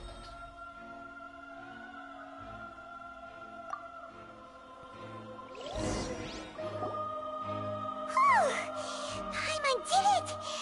Paimon actually managed to say all that! Wasn't it awesome? In other words, you believe that he knew nothing of the incident? That's right!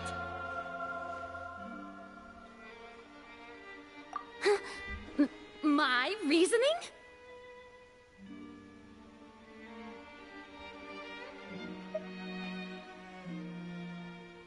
If that's the case, then if Cowell hadn't entered the tunnel, who was the entire setup meant to kill? Assuming that what you say is true, Lenny only needed to kidnap the young girl to cause a new disappearance case.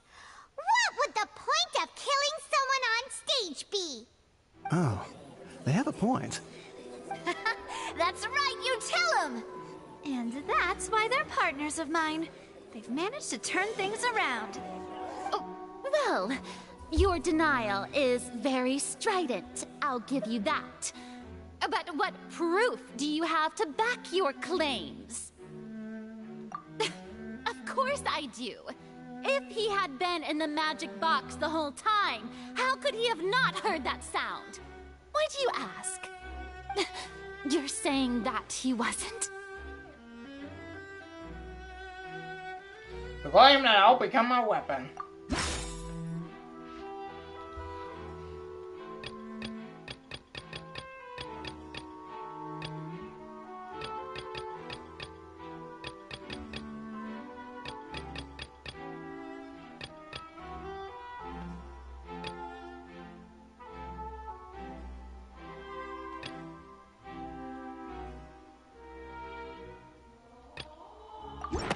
That's right!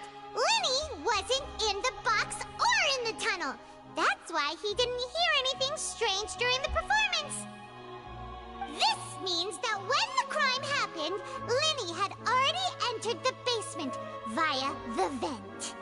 The same clue you used to disprove his alibi has now become the best proof! How do you like that? Well played. To think you'd use such logic. Well then, if it wasn't Lenny who committed the crimes, then who was it? The member was not at that party.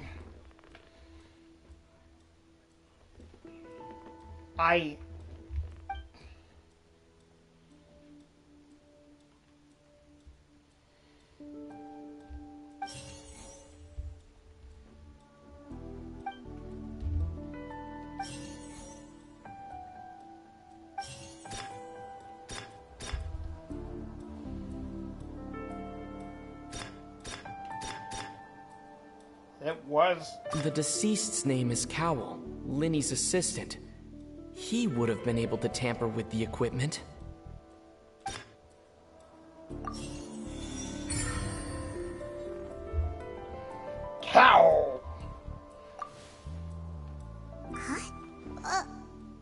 happy, right? Are you serious? The killer was, in fact, Cowl, the deceased! Oh, is that so? How interesting! Let's hear your reasoning then. What I must do next is recreate the truth. What Cowl did, and how he went from would-be perpetrator to victim.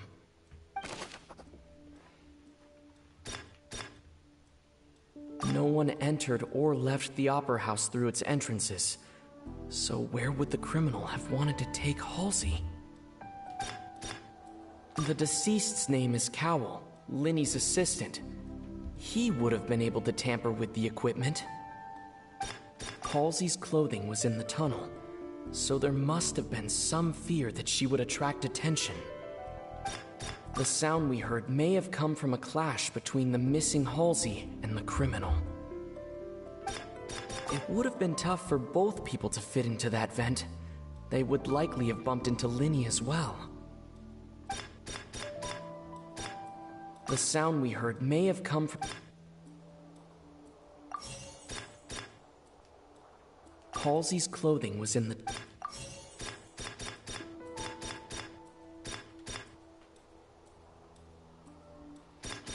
Linny was not in the tunnel at that moment, which gave our criminal ample time. I don't know. The deceased's name is...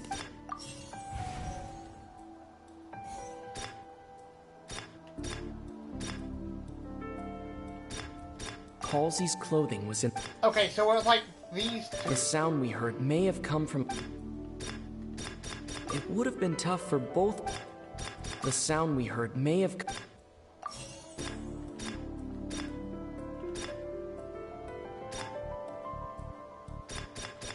The deceased's name is Cowl.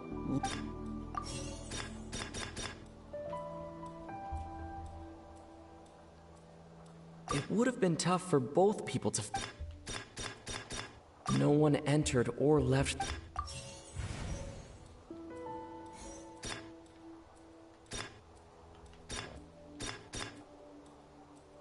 No one entered or left... Halsey's clothing was in...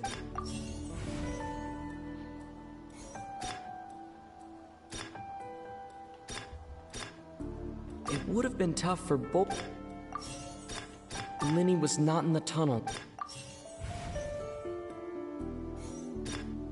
Linny was not in the tunnel at... It would have been tough for both...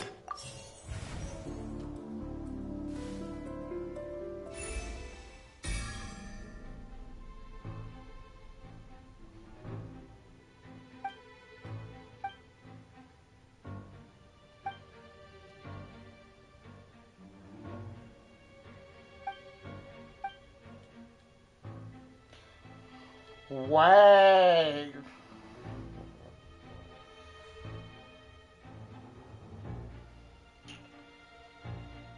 I get it.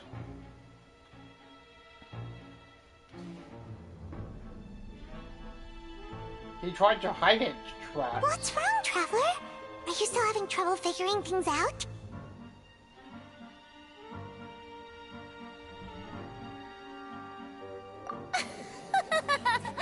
I see how it is. So this was all just a bluff. And here I thought you had something to show for it. But it seems you're still far from the truth. Look, since we're at a dead end, why not consider a different track?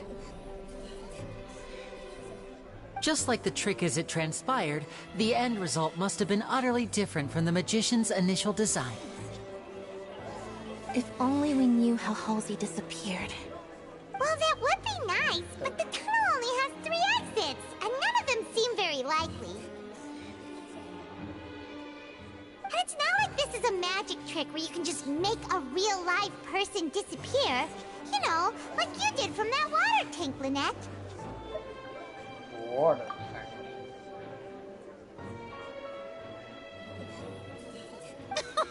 Excuse my interruption, dear opponents, but do you not see that the crowd is growing impatient?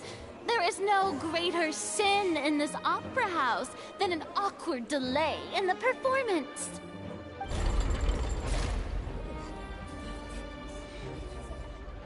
If the defense is unable to make further effective arguments, we will move on to the next stage of the trial. Hold on a minute.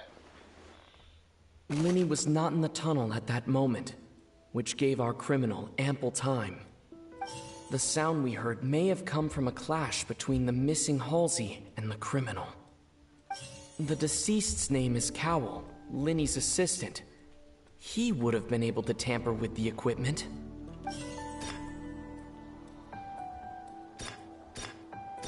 The vase was not broken by chance. It was used to cover important evidence. The water.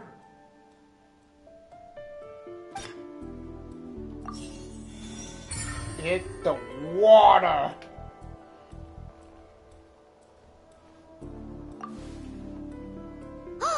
Paimon gets it! It all comes together if Halsey disappeared instead of being kidnapped. Lynette escaped from the water tank, vanishing gradually and leaving only clothes behind. If there's a similar method where a person could be transformed into water... Oh, just a moment, please. I do hope you know how preposterous you sound at the moment. How could a person ever be transformed into water? This is reality we're talking about here, not some magic trick. Must we really? I should think that of anyone. Your friend Linny already knows this truth very well. Magic tricks are ultimately just illusions and misdirection. But Halsey's disappearance is very real. We're talking about two completely different things. Even so, I trust the Traveler's judgment. The truth must be out there somewhere.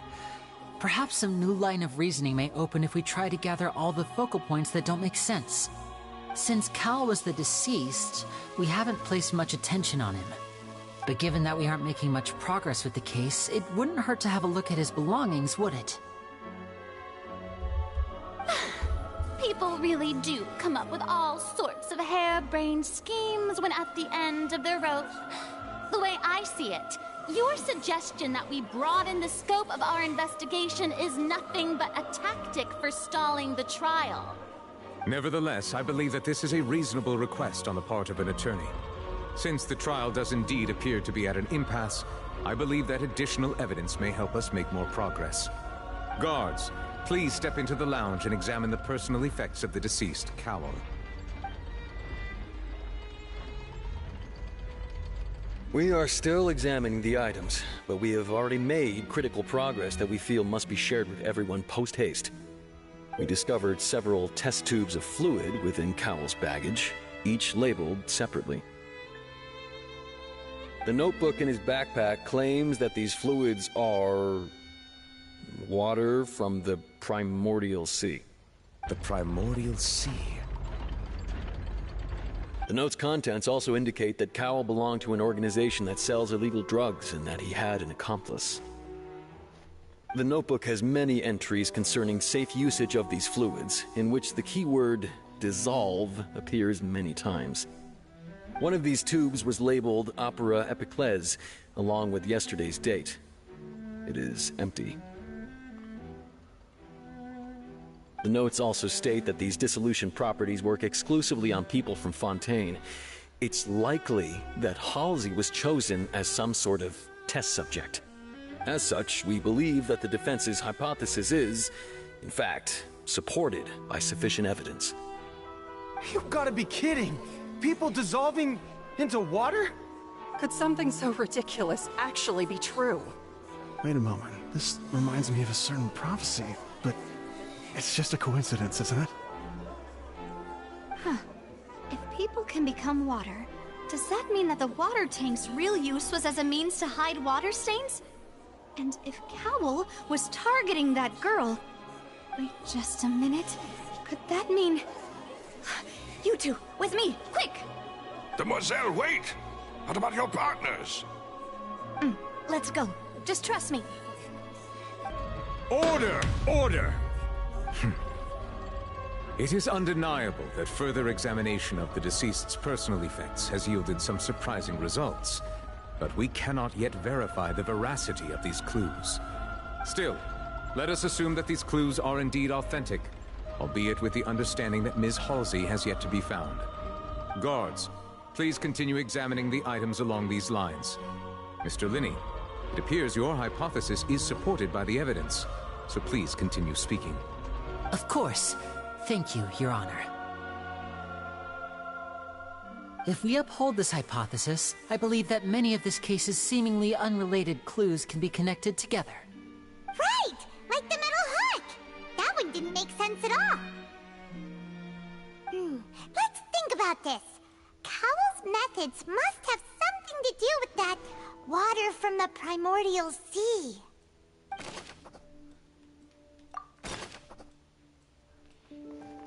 The rope. The hook. Lynette was in the magic box on stage the entire time. Did she have something to do with this? No. I remember there was something else within the inner layer of that box.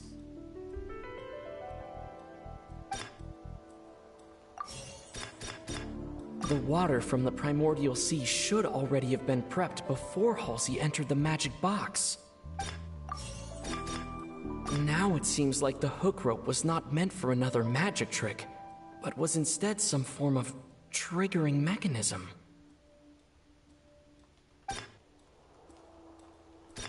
Wait, how I... The deceased's name is Cowell, Linney's assistant. He would have been able to tamper with the equipment. The rope that held the water tank up was lit by the fireworks and snapped. Yeah, I... Who is the prime suspect? The deceased's name is... Oh, really? What item... Payment of the... Lynette was in the magic box on stage the entire time.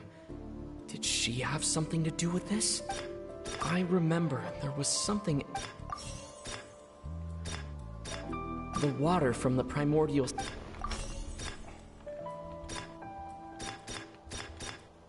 Now it seems like the... Oh?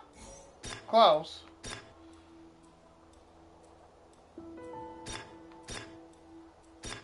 Lynette was in the magic box on stage.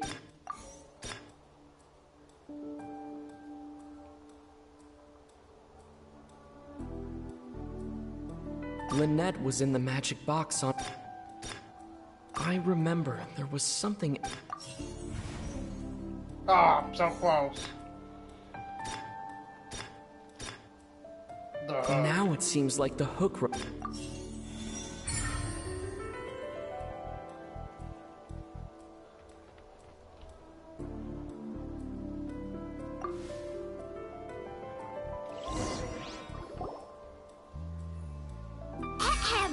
It's Ace Detective Paimon's time to shine again! In the original plan, Cowell would tamper with the water tank rope and the number selector securing his target. When the magic box containing Halsey was lowered, the metal hook would retract gradually and pierce the balloon at the top of the box. When the balloon attached to the box popped, the water from the primordial seed inside it would pour down and dissolve Halsey. Afterward, Cowell would enter the tunnel and break the flower vase to conceal the water inside the tunnel, with the remaining evidence being covered up by the water tank on stage. But he encountered something unexpected in the tunnel, and wound up being fatally hit by the same water tank he meant to use to cover his tracks. Huh. That does make sense. That actually links together a lot of the more confusing pieces of evidence.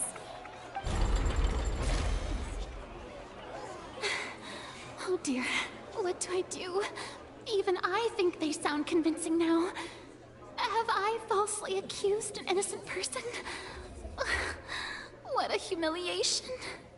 Now, it seems like the only point of contention remaining is the exact circumstances that led to Cal's death. His notes mentioned he had an accomplice who could be related to the situation. On that note, the guards have just contacted me indicating that they uncovered new evidence. I shall now invite him on stage to share it with us. Thank you, Your Honor. We were just inspecting the luggage of the other people involved in this case. And we found an identical sample of the water from the primordial sea among Linny's personal effects. What? That can't be. Oh, I see. Well, how wonderfully comedic to have your own counterattack only to come back and wound you. Does this not clear all doubt? My dear citizens, my loyal audience, allow me to present my reasoning and bring this performance to a swift close. Linny did not need to take part in the dissolution of the young woman at all. Indeed, he did leave the scene via the vent. Having made modifications to the props beforehand, his accomplice Cowell then caused Halsey to vanish using the water from the primordial sea. But upon his return, in cruel avarice, Linny desired sole credit and prepared to do away with his partner in crime. Ultimately, he knocked Cowell out, and the tool meant to cover the crime up also became a murder weapon. Now, as much as I regret having come to such a viciously straightforward conclusion, it does seem that the famed Fatui is quite the cold-blooded and ruthless organization. Am I right, Mr. Linny?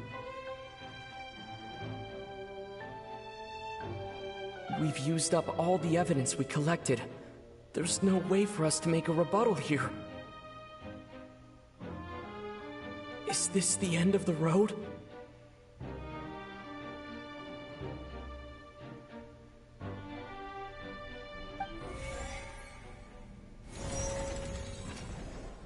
Oh no!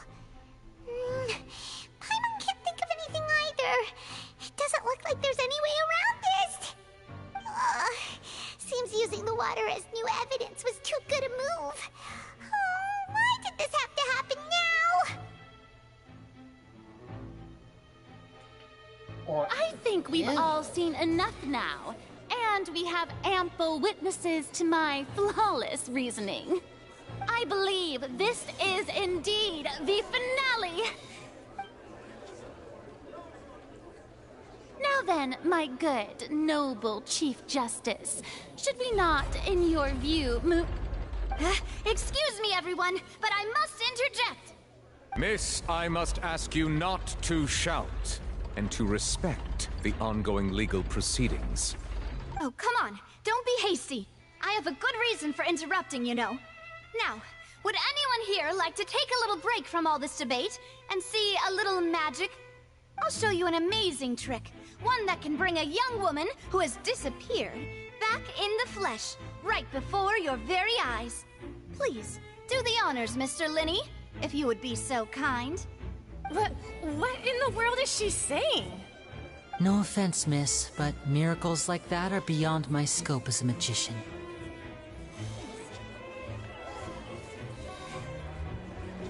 Come on now, don't be silly. Magic is all about misdirection, isn't it? It often conceals the truth while presenting a fascinating illusion. But once everyone believes the illusion, can't magic reveal the truth to them once again? And wouldn't such a trick be the most marvelous finale to today's performance? Come on, Linny and Lynette. Give it another go. Don't worry. Spina di Rosula has made the necessary arrangements on your behalf. But, as the magic makers and stars of the show, I think I should leave the final performance to you. I understand.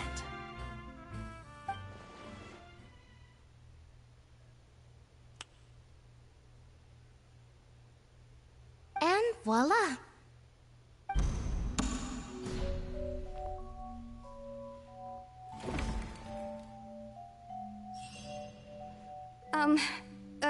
Sorry for the interruption.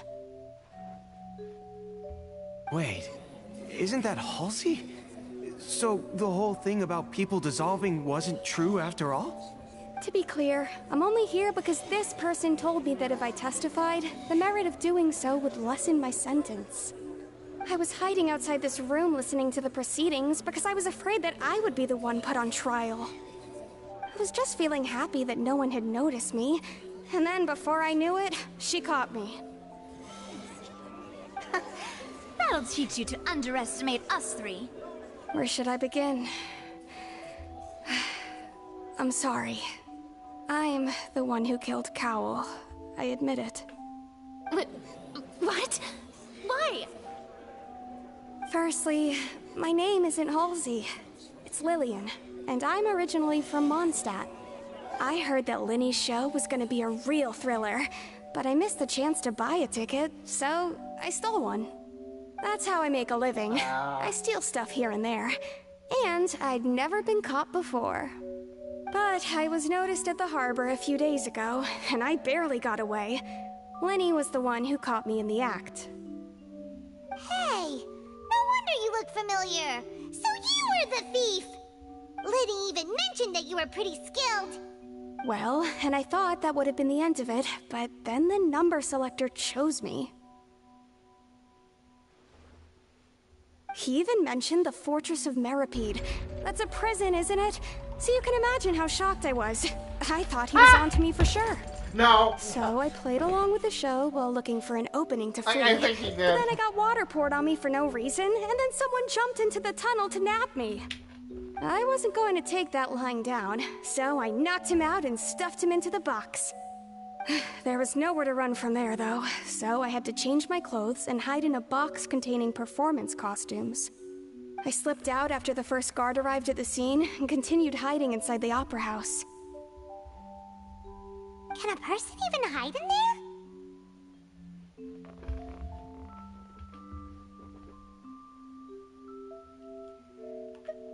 But I swear I didn't know that the water tank would fall down. Really, I swear it. Had I known that, I wouldn't have put him in the magic box. I may be a thief, but I'm no killer. Well, that makes everything pretty clear now, doesn't it?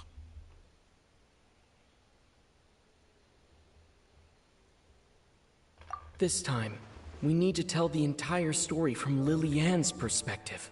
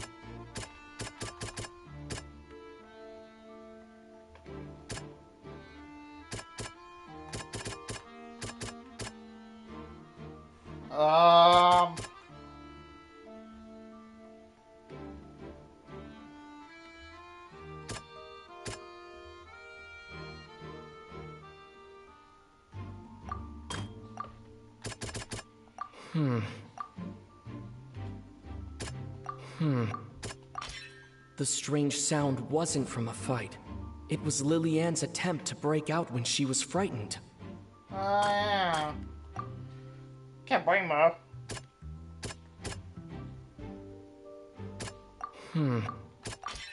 The flower vase was not broken to cover anything up, but it was smashed during the struggle between Lily-Ann and Cowl.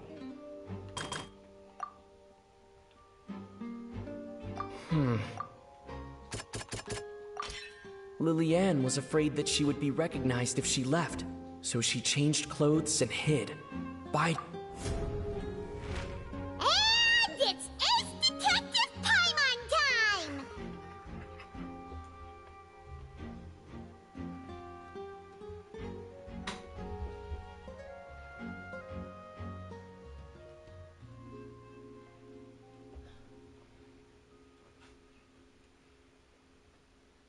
Having been selected out of the blue, Lillian panicked. Her panic only intensified after she entered the tunnel and had water poured on her head. So she kicked the door open, producing the thud we all heard. Hearing the commotion, Cowl leapt into the tunnel, only to discover that Lillian had not dissolved. He did not know that Lillian was not from Fontaine, but was a thief who made her way in by stealing a ticket. Mistakenly believing that the water from the primordial sea needed time to take effect, he tried to force Lillian back into the box. The two broke the flower vase during the struggle, but Lillian came out on top, knocking Cowl out and putting him in the box. With no way of escaping, she changed her clothes and hid in the costume trunk until the performance ended.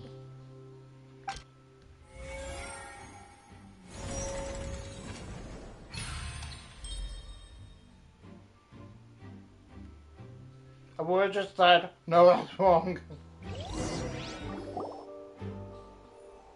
She knew that she would have to go through guard inspection if she tried to leave afterward. So, she has been trapped in the Opera House these last 2 days. She had already become desperately hungry by the time we were chatting over macarons. So, she swiped 2 of them right under our noses. Talk about a sneaky thief. At this point, all the events that happened in the tunnel have now come to light. Damn. Ah, so that's the whole story. Bravo! Bravo! Now then, Lady Farina, do you wish to speak against the defense's statements? Please answer the question, Lady Farina. Also, if I may add, the trial has not yet ended. As such, I request that the prosecution not leave the room before the proceedings have concluded. What? Are you reading my mind now? No. I have no further arguments. I admit defeat. But really, could you at least have left me with some dignity? Wow. Look at that. She's like a deflated balloon now. If there are no objections, then as the Chief Justice of Fontaine, I shall once again repeat the full sequence of events. The actual perpetrator of the serial disappearances, Cowl, selected his next victim from the audience reservation list. With some modifications to the selector, he could ensure that the pre-selected young woman would be chosen. To cover up any evidence while committing the deed, Cowl thought of allowing the water tank to fall, which would conceal the water left behind after the young woman was dissolved.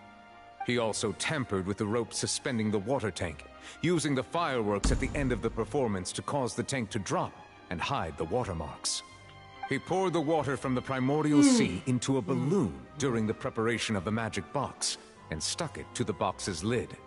Finally, he passed the prepared hook on a rope through the gap in the magic box's door when bringing the young woman to said box.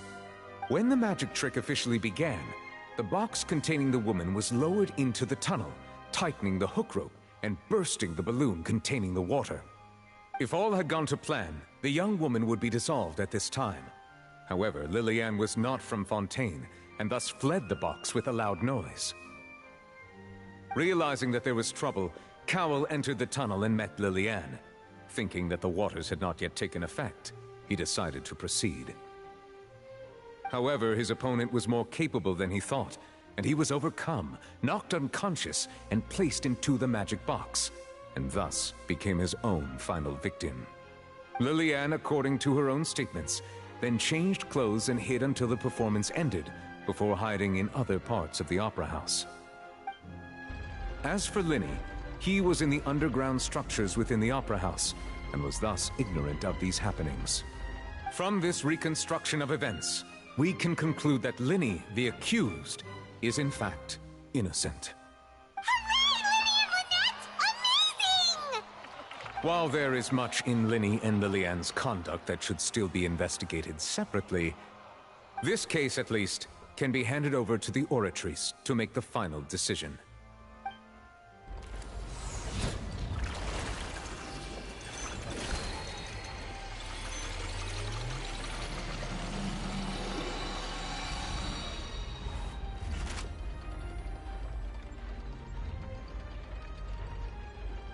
As such, Linny and Lynette are officially declared not guilty.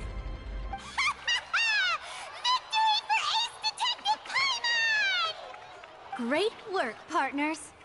Thank you all. Thank you so much. Next, I think we deserve an explanation, Guard Vaughn. How did you find the water from the primordial sea in Linny's baggage? Right! Your discovery caused me to make a serious mistake, you know. Or was that not a discovery, but false evidence that you dare to bring before this court?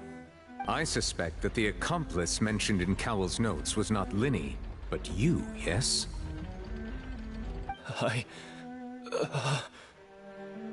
I'm sure you know what you must do to lessen your sentence. Speak quickly! Unless you want to earn yourself a one-way ticket to Coupon Town. I was just following orders.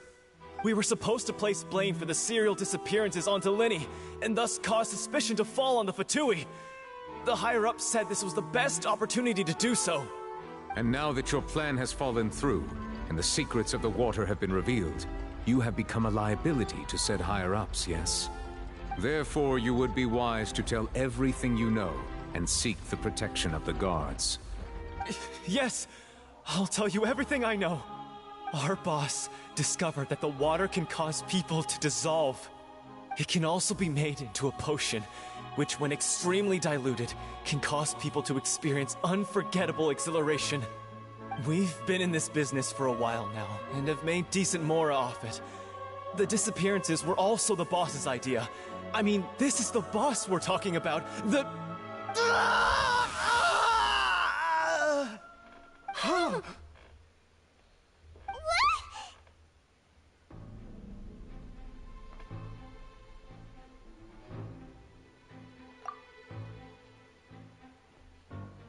And now he can no longer talk.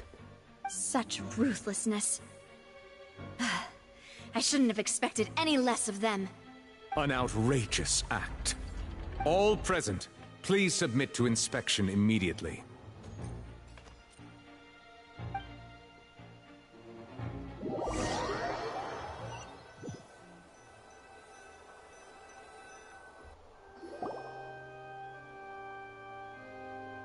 So, we're just going back now? That's true, but... Traveler, Paimon! Please wait.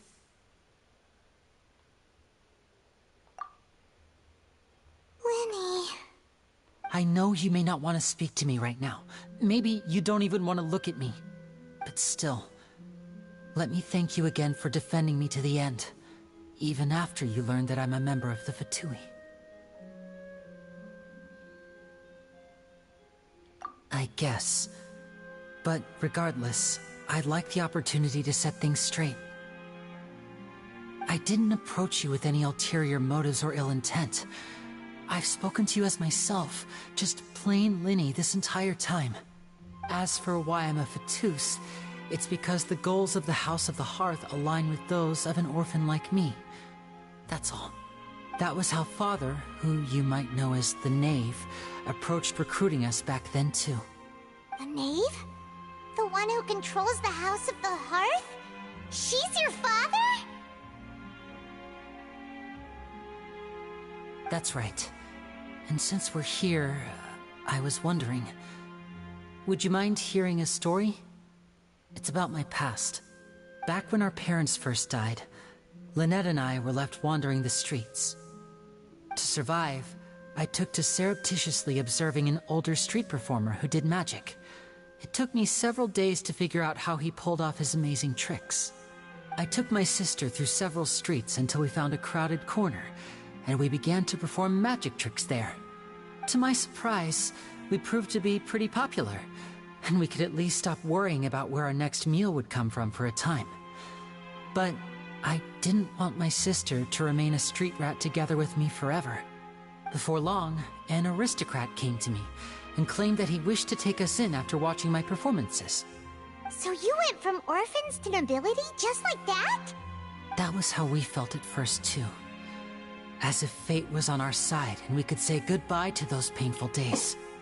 But I gradually discovered that while we were called foster children, he was really after my talent for magic tricks. He would constantly take me to all sorts of banquets to garner attention, which he would then use to expand his social circles. That doesn't seem too bad either. Better than roaming the streets at any rate. It took a while for me to realize just how dark his heart really was. After one particular performance at a banquet, I discovered that Lynette was not on the same return vehicle as me. I waited a long time after we returned home, but she did not come back. I went to that noble's bedroom and asked him about her whereabouts. The answer he gave me was, she caught the eye of the most eminent person at the banquet, so I sent her over as a gift. I mean, you'll be able to perform your magic regardless of who your assistant is, yes? Oh no. So he was gonna... But wouldn't Fontaine's laws deal with such people? As far as outsiders are concerned, this is a relationship akin to adoption or foster care, and they have their ways of escaping the eye of the law. I managed to ferret out the location of the mansion of that so-called eminent person and hurried through the night. But by the time I leaped over the walls, avoided the guards, and made my way in, all I saw was the moonlit ground covered in blood, and the knave standing there in the darkness. So, she'd already taken care of that guy. That's right. She had rescued my sister before she could come to any harm, and had even discovered several girls hidden in a basement, all of them orphans. Father, I mean, the knave, might have seen something in me, and so she made me an offer. The House of the Hearth welcomes you, for your interests align with ours. Here, none will ever betray you. Indeed, betrayal shall never be permitted here. I was hesitant to trust her. I mean, I had just been betrayed by nobles. But she was also quick to destroy the noble who had taken us in at first, giving us back our freedom. Oh, so that's how the two of you joined the House of the Hearth. She has her own plans. She has gained permission from the Tsaritsa to first use the Gnosis's power once she obtains it. She plans to use it to find a way to break the prophecy and save Fontaine. So, she believes in that prophecy too? That's right. The whole House of the Hearth is currently working to combat that crisis. Today's case has also proven that people from Fontaine can indeed dissolve into some sort of water, thus further supporting the prophecy. Everyone at Hotel Bouffe d'été, including the knave, has their roots in Fontaine. And we will always defend our homeland. To us orphans, the only connection we have left to this world, apart from our family, is our homeland. So, from small deeds like distributing magic pockets to huge schemes like stealing a Gnosis, everything is aimed at dealing with that prophecy. It's all right. I understand. The only thing I can do is relate all this to you. I just hope you can understand that even as a member of the House, I have never stopped making my own decisions, and that I believe what I'm doing is right. If you should need anything at all in the future, feel free to find me. I will do my best to help you, as plain Linny.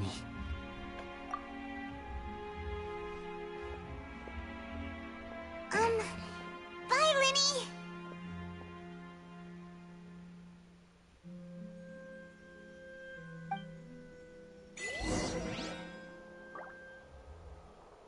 I don't know why the fact that, like...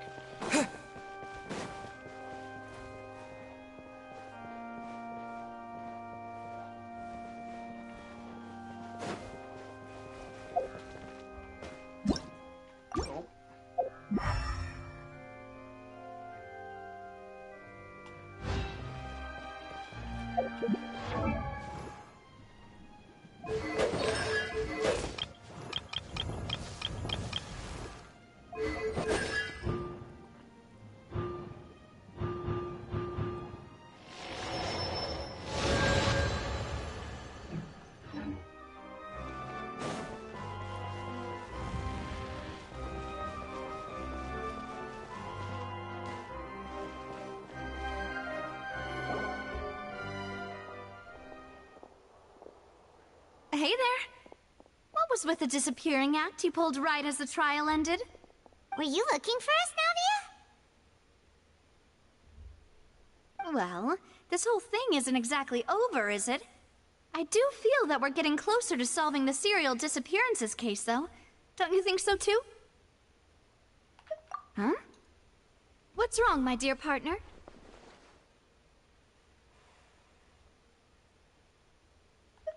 Besides, are you sure we're the ones who can crack a case that's been cold for decades now? And given that there's new evidence from the trial, there should be a trail of breadcrumbs for the Hydro Archon's people to follow now, right? Ah. I see. Well, I won't lie. I'm a little shocked to hear that from you. But I suppose you are just travelers who have only arrived in Fontaine after all. Sorry. I might have been too presumptuous. Don't say that, Navia. Ah, and we were having so much fun investigating with you, too. It was like having new waters flowing into a stagnant mire, causing new hope to spring forth, and the reflection in the murk to become clearer. Well, sorry about that. I'm a bit prone to nostalgia. Don't mind me.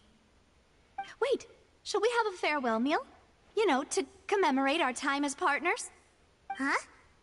Do we really need to get that formal? Well, guess you really did treat us as partners, huh?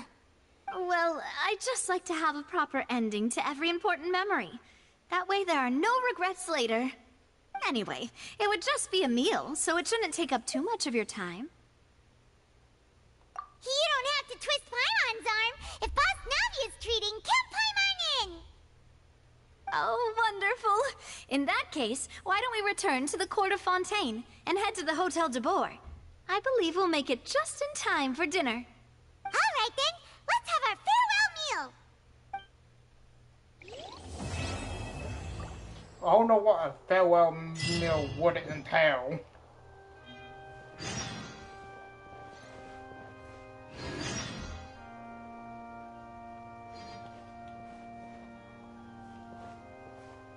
This is gonna be a long arc. Yeah, I'm gonna end the stream here. I'll stream tomorrow.